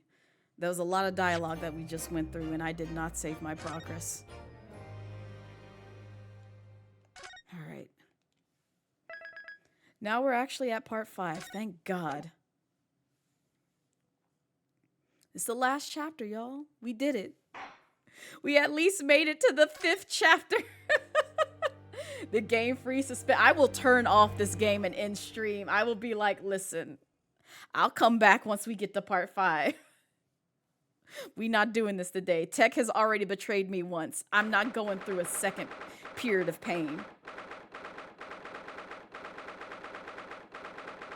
3rd of November, 9:14 a.m. The Old Bailey, Defendant's Antechamber. Let's talk about the best ice cream. Wait, what ice cream you got, Blue? Let's talk about it. And also, I kind of want some ice cream now that you've mentioned that. Also, can I tell y'all a secret? Can I tell y'all a secret? Can I tell y'all a secret? Will you let me tell you a secret? Will you let me tell you a secret? Will you let me tell you a secret? And y'all not judge me? I haven't eaten today. Anyway, this game. So the time's finally come. Today we unravel everything. Shh. Go back to sleep. Shh. Go back to sleep. Go back to sleep. Shh. Go back to sleep. I'll be counting on your support more than ever today, Miss Usato. She looks so so removed from everything. Not y'all actually yelling at me. Listen, I said I was gonna tell y'all a secret and y'all betrayed me. Y'all weren't supposed to say anything afterwards. You're supposed to just let it ride through and just be like, okay. Blaze is fine. It's okay. She's just starving herself. It's good though. She's fine. Did you know a slice of pie is $2.50 in Jamaica and $3 in the Bahamas for these are the pie rates of the Caribbean. Caribbean. Also, hello, welcome in, Chaos Dragoon. How are you? How's your Saturday treating you so far? I will after stream. I will plot my dinner plans after stream. Well, technically my breakfast, lunch, and dinner, considering that I haven't had food all day. But it's fine. And if push comes to shove, I have a bag of nuts. I always have a bag of nuts on hand. But I'm not eating said nuts right now. Miss Susato. Not you flipping us, girl! Listen, Blue, you ain't got to do all that. Oh no, what's the matter, Mr. Naruhodo? Nothing. I was just saying that I'll be relying on your support today, but I'm sorry. Of course, I know I can be rather incompetent at times, but I shan't let you down. Would you mind helping me to my feet then? Oh dear, I'm really very sorry. Are you though, Susato, considering you've done this to us like 50 times now? Susato-san isn't her usual self at all. But that's hardly surprising, I suppose. She's just found that her father is the partner of the world-famous detective, not to mention... Ah! Good morning, sir. Who are you talking to? Oh, it's you! Hi, Lord Van Zeeks. How you doing, dollar store vampire who's a racist? Thank you for all your efforts yesterday. What? Did I hear that correctly? You praising us? You praising us nipple knees? Nipple knees? What? Oh, no, nothing. Just, I hope we can clear things up today. I really can't make this man out. His face says I hate you, but his words are almost jovial today. In fact, he hasn't been very Reaper-like at all since this all began yesterday. Well, of course not. He was locked in prison. What you want him to be? All nipple knees this and nipple knees that when we defended the man? Lord Van Zeeks isn't the Reaper, Mr. Naruhodo. Yeah, good point. I'm glad Susato understands this. The Reaper. I suppose in hindsight, I shouldn't have allowed that misconception to go unchallenged. Huh? It was my tacit acceptance of that pseudonym. My failure to stop the Reaper becoming something more than a mere legend that led to all this. But you're not to blame for that, Lord Van Zieks. It's only because serious crime in the capital dropped off so sharply when the public started calling you that. That's why you didn't say anything, isn't it? To be frank, I'm not sure that was the sole reason. What do you mean? There was a rumor at the time that the Reaper was really the ghost of my late brother. What? That having been slain by that evil killer, Clint's restless spirit returned as some sort of demigod to wield a deadly blade of justice where I, by dint of the law, could not. Yes, we've heard that story too. When I lost him. Oh yeah, that is his brother. I felt as though I lost my guiding light. I didn't know where to go or what to do. And so, in some small way, I wonder if perhaps those rumors made me feel his absence a little less keenly.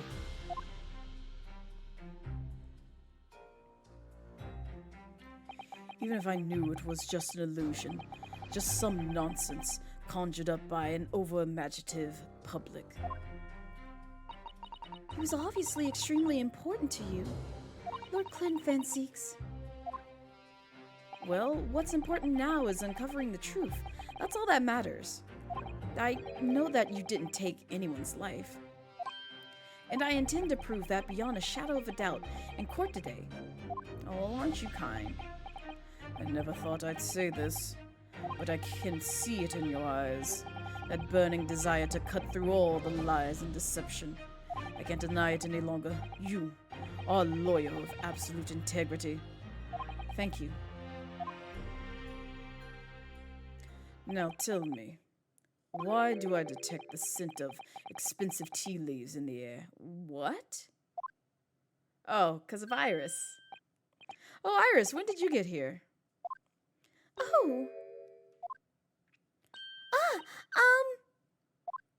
I brought you one of my special blends. Hurley loves it. He says it helps him to clear his head. I thank you. Aw. Oh. That's surely the first and last time I'll ever see a sight like this. Right. You seem different today, Iris. Oh? Sort of subdued, I suppose. I am not. What happened yesterday is obviously still playing on her mind a lot. She's clearly very troubled about having stolen that autopsy report from Dr. Sias' laboratory. All right then. Good luck to you both. I have to make a move now. Oh, you're not staying? I thought you'd want to catch today's proceedings. Well, I'd like to cheer you on, obviously. But I've got lots to get ready. Get ready? For what? Oh, yes. Would you take this? Oh, I forgot about this! Yes, give it here. You don't know why, but you like Van Zieks. Listen, I think everyone is with you, Blossom. Everyone appreciates Van Zieks' looks. He's very handsome, yes. But he's also, very, partially racist. Just a little bit. Just a little bit. But, it's okay. He might be coming around pretty soon. Listen, if you heard him in the previous cases, he's like nipple knees this and nipple knees that. And yeah, he did kind of admit that he kind of hates the quote unquote Eastern folks. So, yeah. But he's nowhere near as racist as the British man that we saw at the Barclay prison. So it's okay. We're trying to fix that in him so that way he can be a decent human. Now he looks like a raisin. Blue, you put some respect on Van Zieks. I know I yell at him for tossing wine, throwing up his leg on countertops when we don't even ask for all this. He can't do that now because he's not behind, that bench no more. Not right now, anyway. He might become behind the bench again. Actually, no, we probably shouldn't put him back there. He doing a lot. He be doing a lot, so. But yes, give me this. Give me this. Isn't that one of your little felt dolls that's usually dangling from your knapsack? Yes, it's a lucky charm. A little Hurley that I made once. A Hurley? It looks more like a Harley. Hairly. Oh, God. If for some reason you completely ran out of options in the trial today, then just pull this little Hurley's ears as hard as you can, possibly can. Oh, I will. I will. What? Pull his ears? That's right. It's a way to bring good luck. I think you might need it. Ars's lucky charm has been entered in the court record. All right. It's good to know. You think what we'll need is luck? Yes, obviously. I just sneaked a peek inside the courtroom, and it seems very different to normal. Yes, it would seem. What's different about it? That a certain someone has decided to pull out all the stops. What does that mean? Oh, we're about to see. What about Mr. Sholmes, Iris? I don't know. He was out all night and hadn't come home by the time I left this morning. Oh. I see. Was Professor Mikotoba out all night too, do you think, Mr. Sato? Yes, it would seem so. I telegrammed the hotel this morning. And apparently they didn't come back to their rooms last night at all. They? Father and Judge Jikoku, I mean. Oh, he's out too. Judge Jikoku too? That's right. Nobody appears to have seen either of them since yesterday. Gee, I wonder why. Remember when I first said that statement? Yeah, if not, you should definitely peep my clips. Remember that man. Counsel of the defense and the defendant. Court is about to be in session. Please make your way inside the courtroom at once. I know the bailiff said that, but I don't feel like doing a deep voice. Good luck then, Runo. Good luck, Susie. Yes, thanks, Iris. And you, Mr. Reaper, I hope it goes well. Once again, I thank you for your delicious tea. It was very soothing. Oh, I'm glad. We must go inside now. Lord Van Zeeks.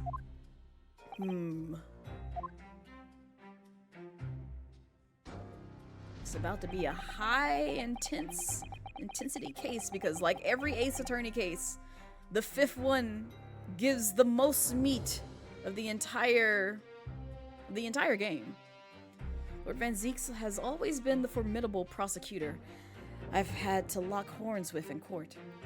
But not today. Today I battled with another in pursuit of the truth. My best friend, Kazuma Asogi, who I trust more than anyone else in the world. Now I understand what it was that drew me here to Britain all those months ago. Now I know exactly what destiny had in store for me. It's all been leading up to this one day, to this one trial, to this one final reckoning. I don't think you've ever said this, but your voice acting is always so good. Oh, thank you, Sinisters. I appreciate it. Thank you for the head pat, Sakura. It is one of those simple pleasures of mine, which, find reminder, do exclamation mark Ko-Fi. I am offering, some voice stuff. So feel free to, peek around over there. But also, I plan on releasing some other stuff in my Ko-Fi shop pretty soon. But I still gotta clean up some things. 3rd of November, 9:30 a.m. The Old Bailey courtroom. Oh, it's empty. Yeah? It feels even more oppressive here than it did yesterday. There are cold stares piercing me like knives from all sides today. Oh, wait, there's people in the gallery? Ah! Mr. Naruhodo, look! Oh! Well, this is a fine sight. What are you doing in the judge's chair? Lord Strongheart. Kaza must have known beforehand. Yeah, this guy. Nah, he's hot! No, Sakura! No, no, I promise you, you don't want him. Go back to Okita. Go back to Okita. Listen, you can go to Van Zeek's. Do not go for this man. Do not go for this man at all. Please. I'm giving you a fine warning right now before we jump into this. I know. Listen. This man is a lot. He is a lot. I know, Okita and Tartaglia has some criminal ways, but this man right here, he's a lot. That's all I can say. In fact, events have come to light that threaten to rock the very foundations of our country's legal system. The escape of a condemned criminal on the night of his execution, the subsequent unlawful shooting of a man, and the revelation that prison staff must have been complicit in the jailbreak. It's okay, Sakura. I know. Listen, I make bad choices with my husbandos and waifus all the time. This is one you need to run from. You need to run. Run like hell. Don't look back. Do not look back. You praying for y'all? Listen, it's okay, Blue. We know you like the Kentucky Fried Colonel and Hunkai Star Rail and Catboy.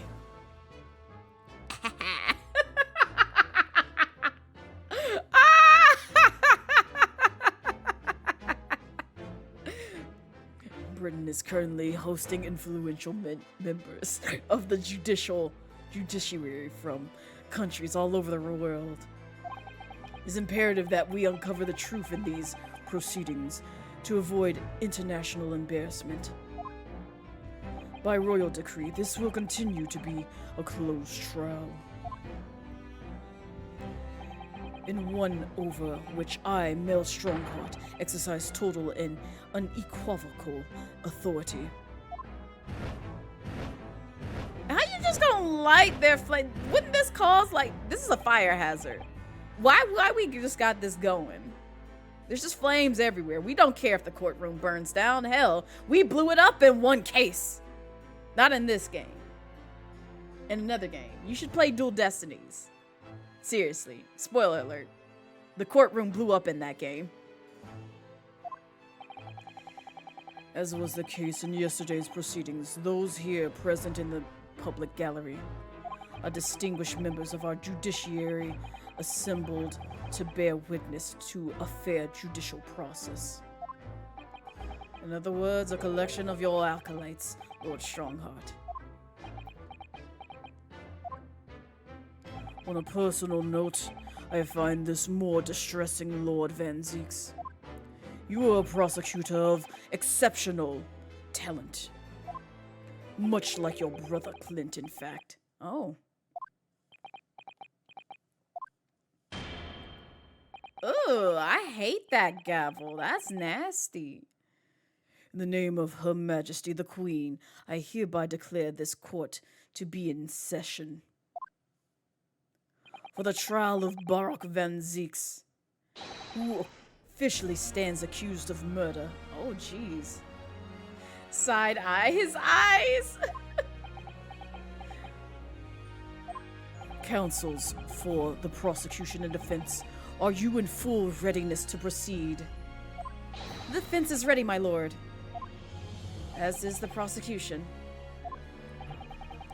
Yesterday's proceedings brought to light a shocking and disturbing fact. There was a side to the victim, Inspector Tobias Gregson, that was unknown to his superiors at Scotland Yard. Yes, he was carrying out operations in secret, which Scotland Yard knew nothing about. And in those clandestine operations, he had an accomplice, Mr. Daily Vigil, who would be given the inspector's identification and present himself around the capital in order to establish credible alibis for Gregson. In that way, Gregson appeared to be carrying out his regular Scotland Yard work when in fact he wasn't. At the end of yesterday's session, Mr. Vigil, who had been suffering from amnesia, regained his memory. It would appear he buried his memories of the time deep inside himself as a means of self-preservation.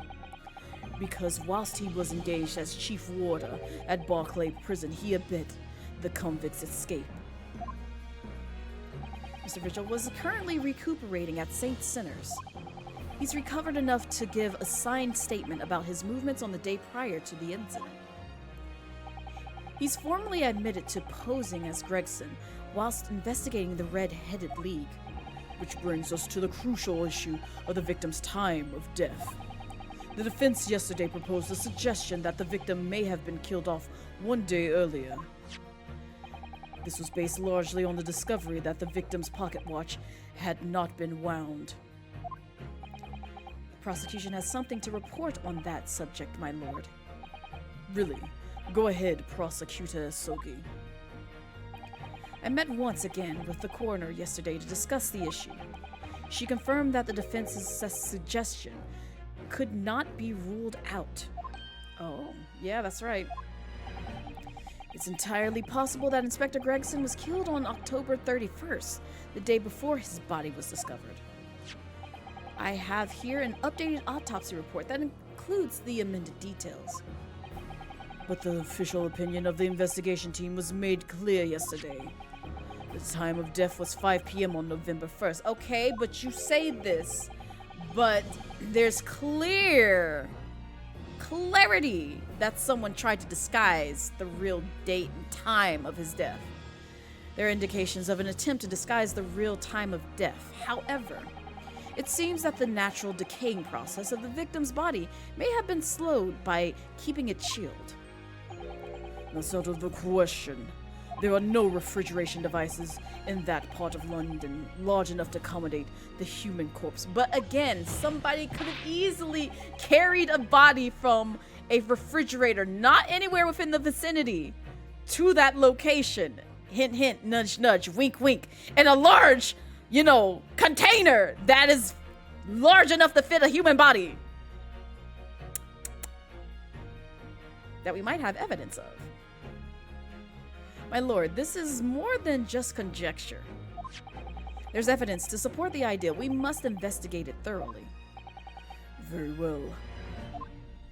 The court will accept the new report as evidence. However, if this updated report is deemed to be accurate, it would give renewed significance to the movements of the victim on the day before the Fresno Street incident. It would, yes, especially since on that day, Inspector Gregson was using Mr. Vigil to cover up his real movements. It's conceivable that he was killed in the course of his secret activities. Do I sense that the prosecution has some information regarding those activities? Scotland Yard put an enormous effort into investigating that precise matter yesterday. I think we should begin by presenting the results of that investigation work. So the prosecution calls its first witness now. Which is... Oh, Gina. Oh, no, baby. Not us putting her through trauma. State your name and occupation for the court. Inspector Gina Lestrade, reporting Representative Scotland Yard. A self-conferred rank, but never mind. Gina, again? Yeah. What's your problem, Odo? What's with that Gina again, look, eh? Oh, not you reading our thoughts. Da. The boss meant the world to me. He did more than me for anyone than he ever did. Anyone else ever did. Oh, Inspector Gregson, you mean? He got me out of the back slums of the East End and took me under his wing. Taught me that life can have a purpose. So that's why I'm the best person to be standing here speaking for him. Oh, Gina. Right. All out of the goodness of Gregson's heart. Not at all that he had his arm twisted by Mr. Sholmes. No. Oh, of course not. What's relevant to these proceedings is that the outcome of Scotland Yard's investigations yesterday has revealed that the victim was carrying out some assignment the police knew nothing about. Very troubling. That face. Lord Strongheart knew. Yeah, he did. So, Inspector Lestrade, let's hear exactly what it says in that report. Coming right up, sir.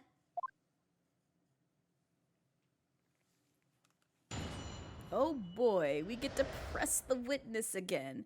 The victim's movements. All yard detectives are supposed to follow orders and investigate what they're told. But a little search of the boss's office turned up a notebook that had a load of secret meetings in it. According to that, the boss was looking into some smuggled goods dealing that day. Looks like it was a big job and all, but the coppers weren't onto it yet. What matters most is there's witnesses what saw the Reaper at the place too.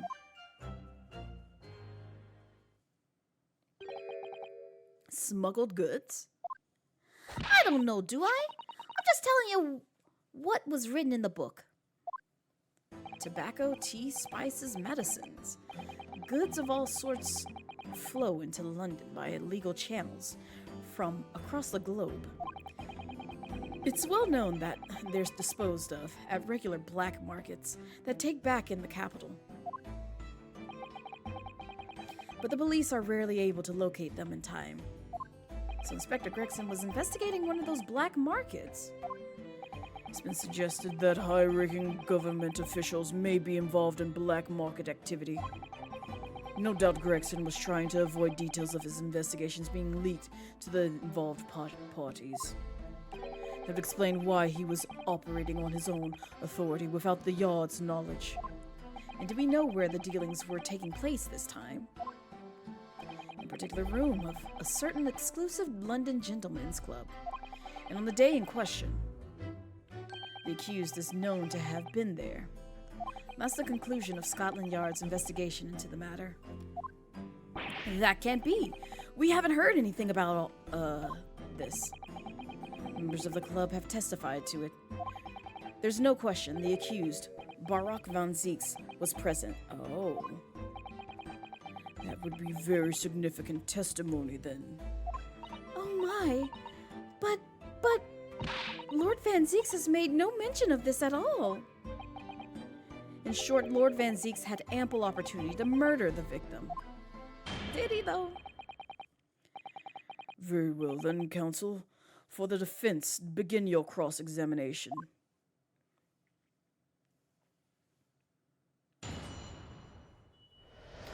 The victim's movements.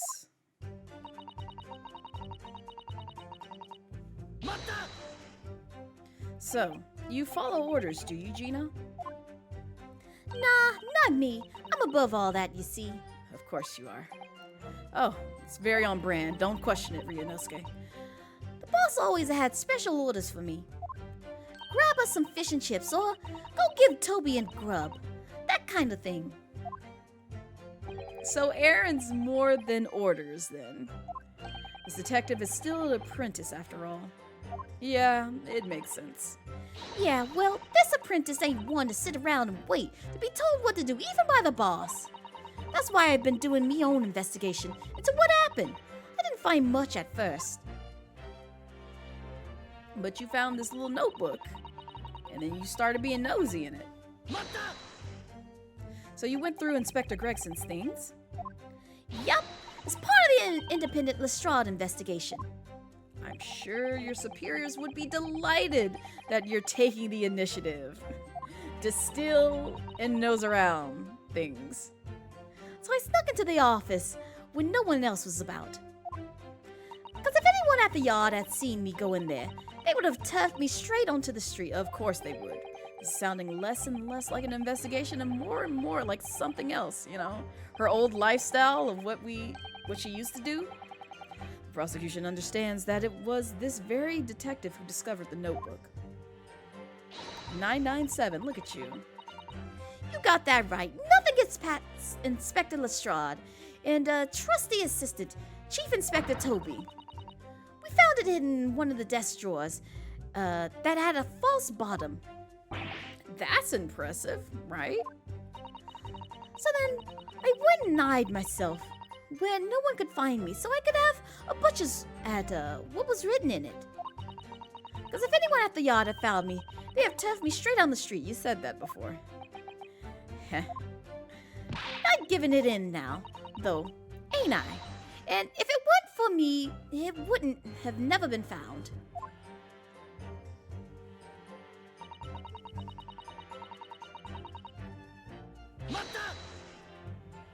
Do you have any idea where those dealings were taking place? Yep. It was all there in the boss's notes. Let's see if I can remember.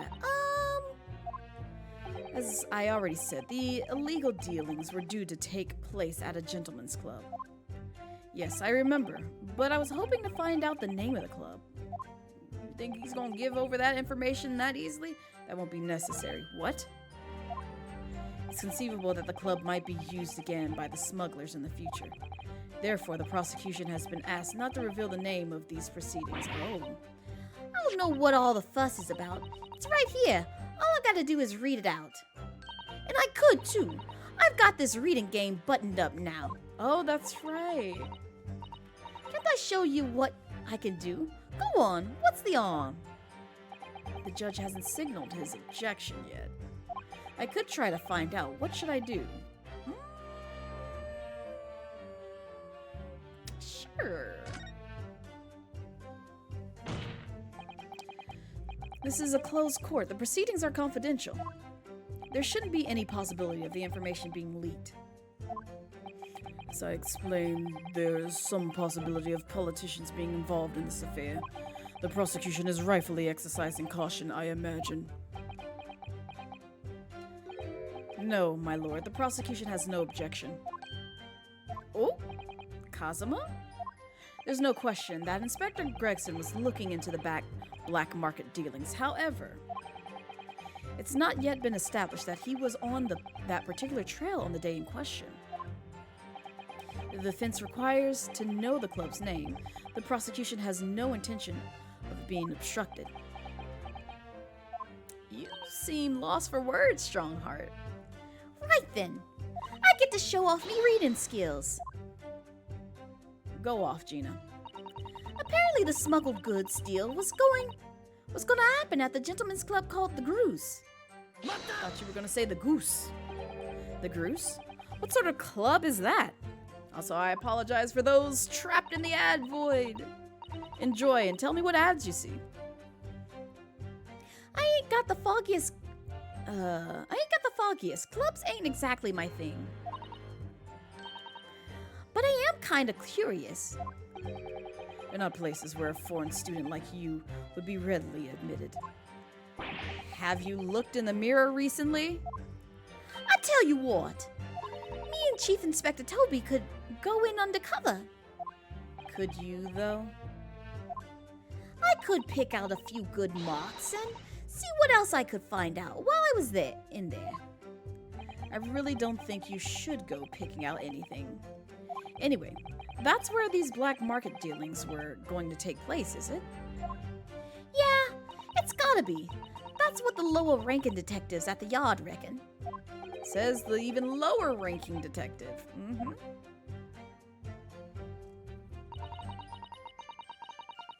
I see. So, how had Inspector Gregson come to find out about it in that case?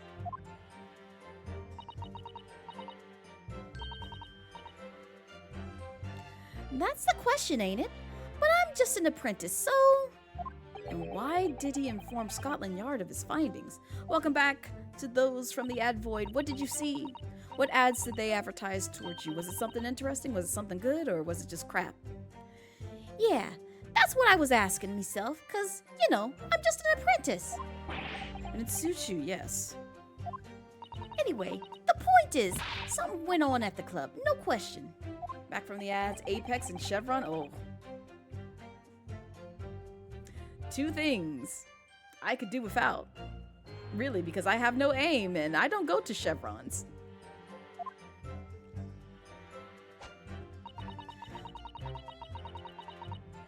Okay, go off, Gina. Lord Van Zeeks was at the club? Why does that sound so wrong? He was.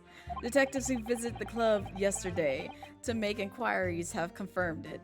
Several members report having seen the accused being admitted to the room in question as a guest. I just think of, like, you know, Atlanta clubs and Von Zeeks just pulling up, just kind of strolling through, doing a two-step, and I'm just like, where did this British man come into, like, downtown Atlanta to a club. Really? It looks like there's no disputing that he was there. Then, well, we know that Lord Van Zeeks was investigating Inspector Gregson, don't we? Perhaps he already discovered the inspector's secret notebook. Not in the ATS, the ATL. Oh, which led him to the club, you mean? Maybe? Presumably then, there are also eyewitnesses who can testify that Gregson was there.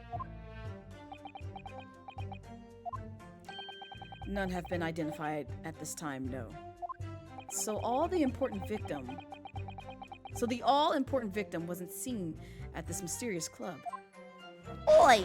Why ain't you asking Inspector Lestrade, eh? Because you're irrelevant at this point, ma'am. No offense, but you kinda are. So that's all I've got to work with. Gina's not holding back with that ice-cold stare of hers, is she? I really don't know what to make of all this. Lord Van Zeeks told us that he was investigating Inspector Gregson, but he never once mentioned that he met the inspector the day before the incident. You don't think Lord Van Zeeks could have been lying to us, do you? That's not the only way to explain this. Oh? If everything Lord Van Zeeks has told us is true, then there must be a mistake in this testimony somewhere. You mean there are details we've yet to uncover? Exactly. A clue. Perhaps that even Gina hasn't noticed. That's what we should be looking for here.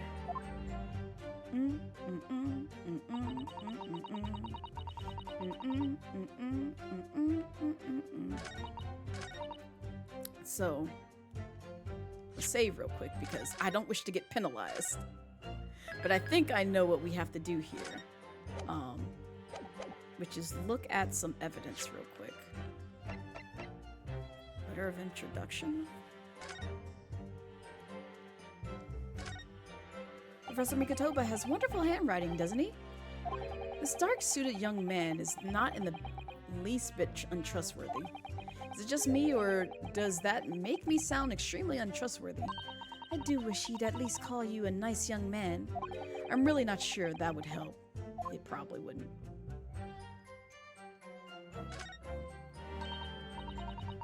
Oh, it looks like this is some sort of steamship ticket.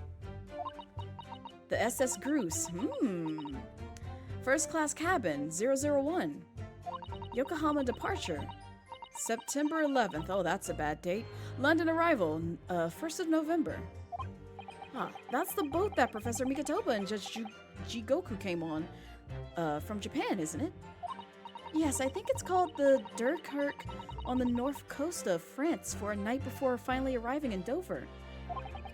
To think it's been almost a year since we arrived in Dover on the SS Buria. It seems a shame not to keep your ticket as a memento of your trip, don't you think? Yes, I agree. I have mine safely in my diary. I keep mine in my wallet, so I have it with me at all times. Oh, well, how strange. Where could I have gone?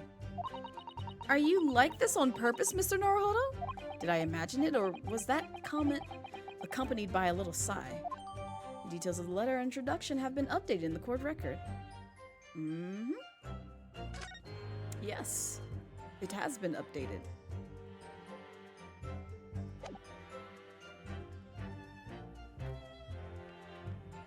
Okay.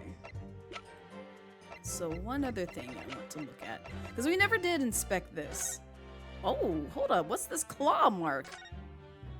Have you seen this huge gash across the side of the trunk here? It's gone right through the leather and into the metal behind. Gosh, for a metal chest like this to have been so badly damaged, whatever made this gash must have struck the side of the trunk with considerable force. I wonder how it happened. Yes. Oh, there's nothing here. My bad. Is there any? Ooh, there's blood on it. Look at this dark stain here. Do you think? Yes, I'm afraid so. I think it's blood. Ugh, I knew you were going to say that. So that presumably means that this was present at the scene when Inspector Gregson was killed. It's the most logical conclusion, yes. To think Gina's been carrying this around with her, right? If you didn't know any better, I suppose it doesn't look like a grease stain from all the fish and chips. Oh, that's a stretch. That's a bit of a stretch. Can we open this? Let's have a look inside.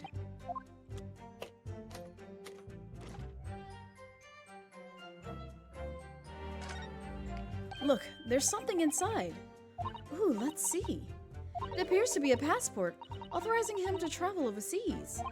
Was Inspector Gregson about to go on a trip abroad then? Perhaps the date of departure might tell us something that was... Oh! What is it? It was for travel on the 31st of October, just one day before the incident. Oh, what? Really? The passport has been entered into the court record. Well, Gregson went to France the day before his body was discovered? Interesting. So...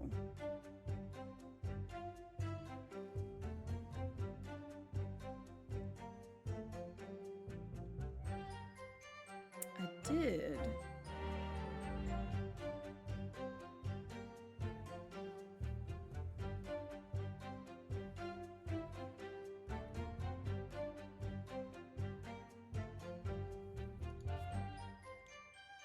Oh, nope, I didn't mean to click on that again.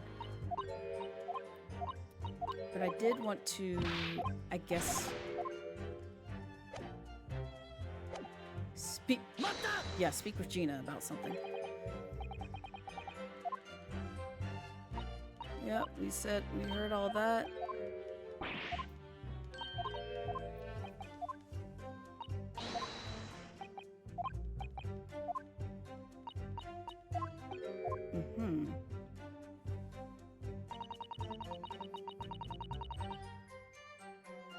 So...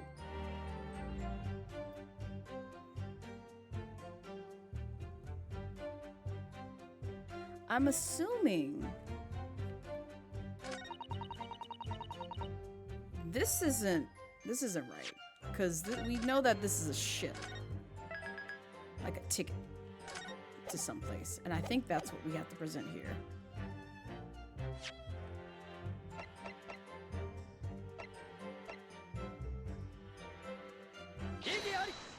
Okay, thank God. I've read about these clubs that exist here in Britain. As I understand it, they're places where well-to-do gentlemen socialize with friends and colleagues.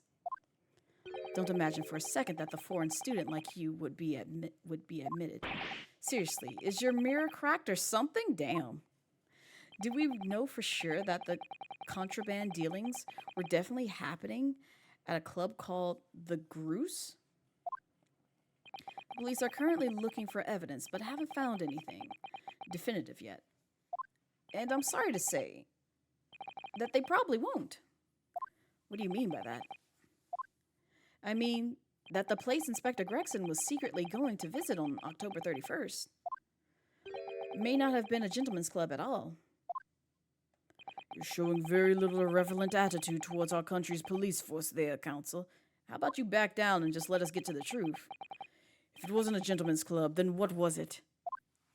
A steamship. You think it's a ship? No, we know it's a ship. Have evidence to prove it. Here. Let me see that. This dark-suited young man is not in the least bit untrustworthy. The other side, my lord. Yeah, not what Mikatova put. Be more specific next time. This would appear to be a ticket for passage upon the steamship, yes. Yes, this Groose. See, now everybody's hearing that. So there's a steamship named the Groose that happens to share a name with the club. No, there's no club, it's the steamship, baby. I'm afraid to say, there's a flaw in your logic there. How, exactly? Look at the ticket. Notice the date of arrival in port. The ship arrival at the port of Dover is on November 1st. The day on which the sound like a gunshot was heard on Fresno Street. In other words, on the day in question here, October 31st, when the victim was on his clandestine mission. That ship hadn't yet docked on British shores. Right? It would certainly make an undercover investigation somewhat challenging. The fact that the steamship hadn't yet reached Britain substantiates the defense's assertion that the victim was investigating the SS Grus on the day in question. Then show your evidence for that assertion. Very well. In that case, counsel, for the defense, present your evidence to the court now. Evidence that substantiates your claim that the victim was investigating the SS Grus on the 31st of October. Why, sure. It's this passport. What's this? A passport for travel issued to the victim? Kazuma, you've grown silent. Lost your voice, have you? Dated 31st of October. What are you suggesting? I'm suggesting that just one day before the inspector's body was discovered. There's a distinct possibility he wasn't even in the country.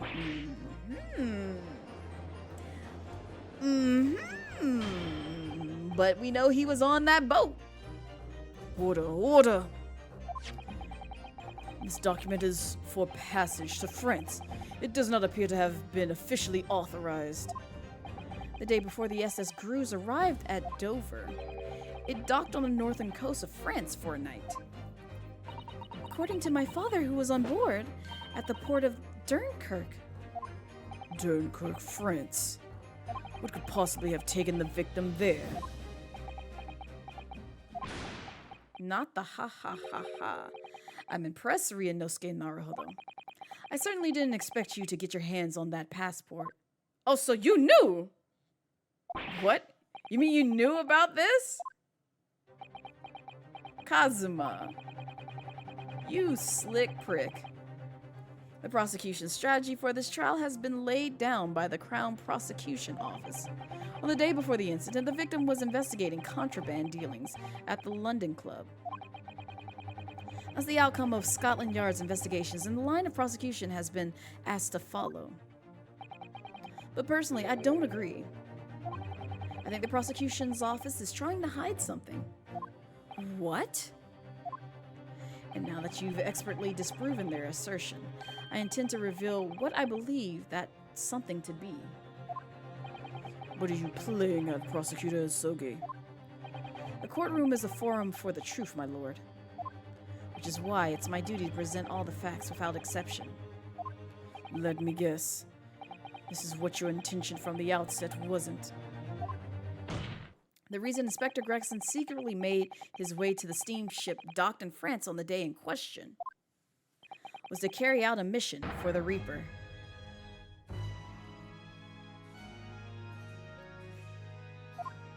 The Reaper? Oh boy. Order, order, order. What are you saying, counsel? The prosecution made an assertion in court yesterday.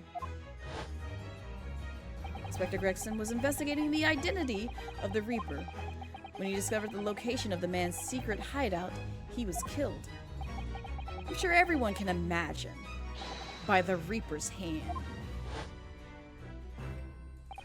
But in reality, the truth is the opposite of that. What?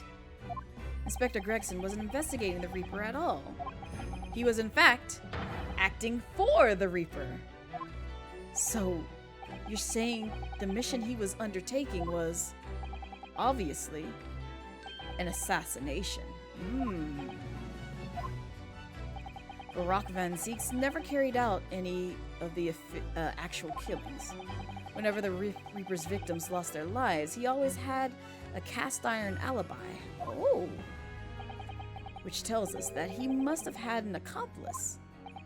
And you claim that was Inspector Gregson. Yeah, because they did meet beforehand. What? What the hell you think you're saying? My boss would never have done nothing like that. And yet when you consider all the facts, it all makes perfect sense. No, it can't be. We also arrived to the same conclusion, didn't we? And Inspector Gregson was operating as the Reaper. We kinda did. Even so, there's no way that the person giving him his orders was Lord Van Zieks. No, the true Reaper is somebody else. Barak Van Zieks is not the Reaper. The predictable response from someone who's advocating for the man. True. And even if it's true that Gregson was operating as an agent of the Reaper, the suggestion that he went aboard the SS Groose on an assassination mission doesn't follow at all. Oh, you have some solid reason for doubting the assertion, do you, Counsel? Absolutely. It's very simple. On the day in question, nobody was killed aboard that steamship. You think about that for a bit, Ryunosuke. Professor Mikotoba and Joji Jigoku were on that very ship. If someone had been assassinated, I'm certain we would have heard about it. That also is very strange. It's so funny. You're right, of course. No suspicious deaths were reported on the ship. But I think perhaps you've missed the point. That's precisely why Inspector Gregson himself lost his life. What? Gregson did board the SS Groose that night with the intention of dispatching his mark.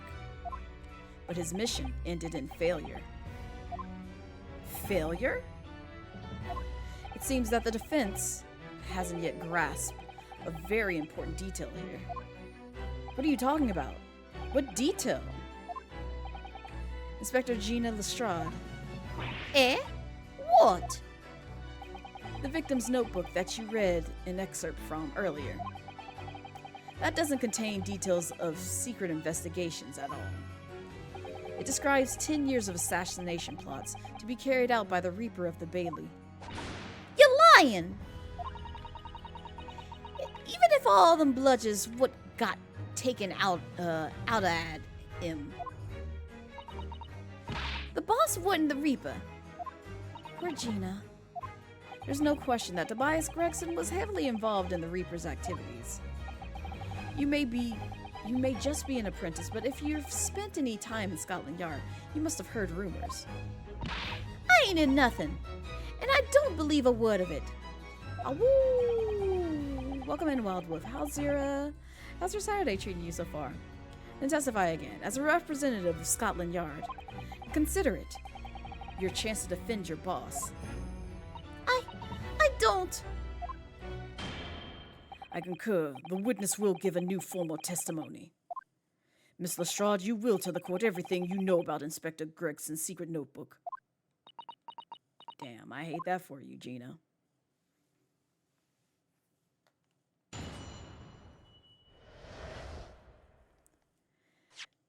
And sadly,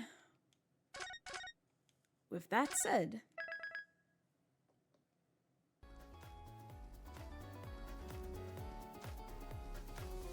it is the end of stream because we're gonna leave things here for today.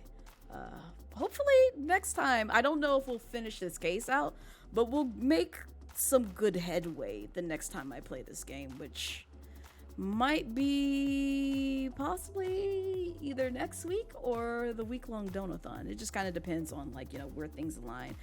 But if you stuck around this long and vibed with me for this long, I appreciate it because we're gonna end up ending things here. You just showed up late. Sorry. No, you're fine, Wild Wolf. You're fine. It's okay. I will be live, what is it, Monday?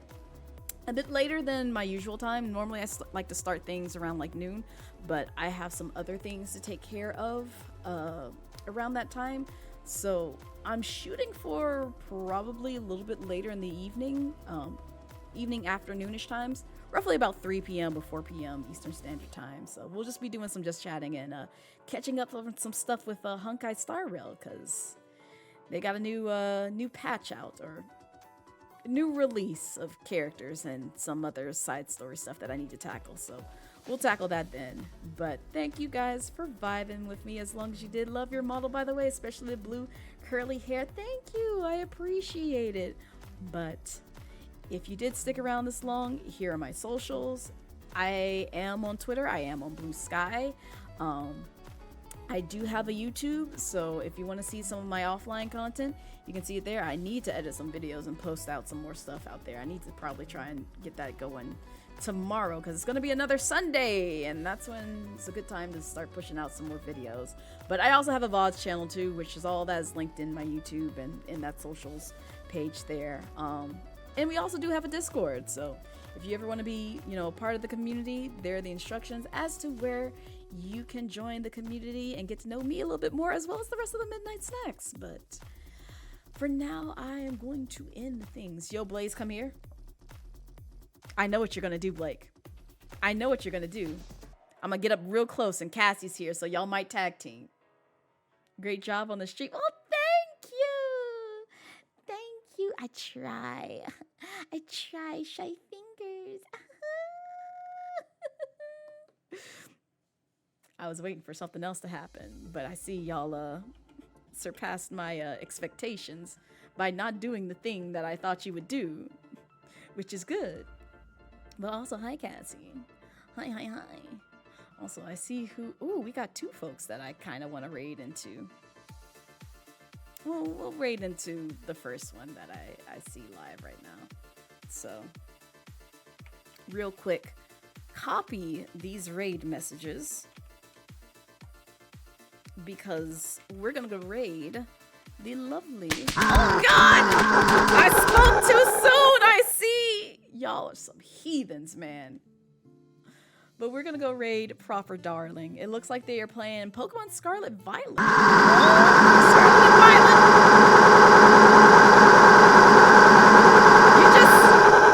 You just had to get that last one in, didn't you, Riku? Didn't you? Hi and bye. But thank you guys for vibing with me so long. Y'all go say hi to Proper. I will see you Monday. Monday with some more Just Chatting streams and catching up with you guys. Oh, God! I'm leaving. Goodbye. End the stream. Goodbye. Bye now. Bye. So long.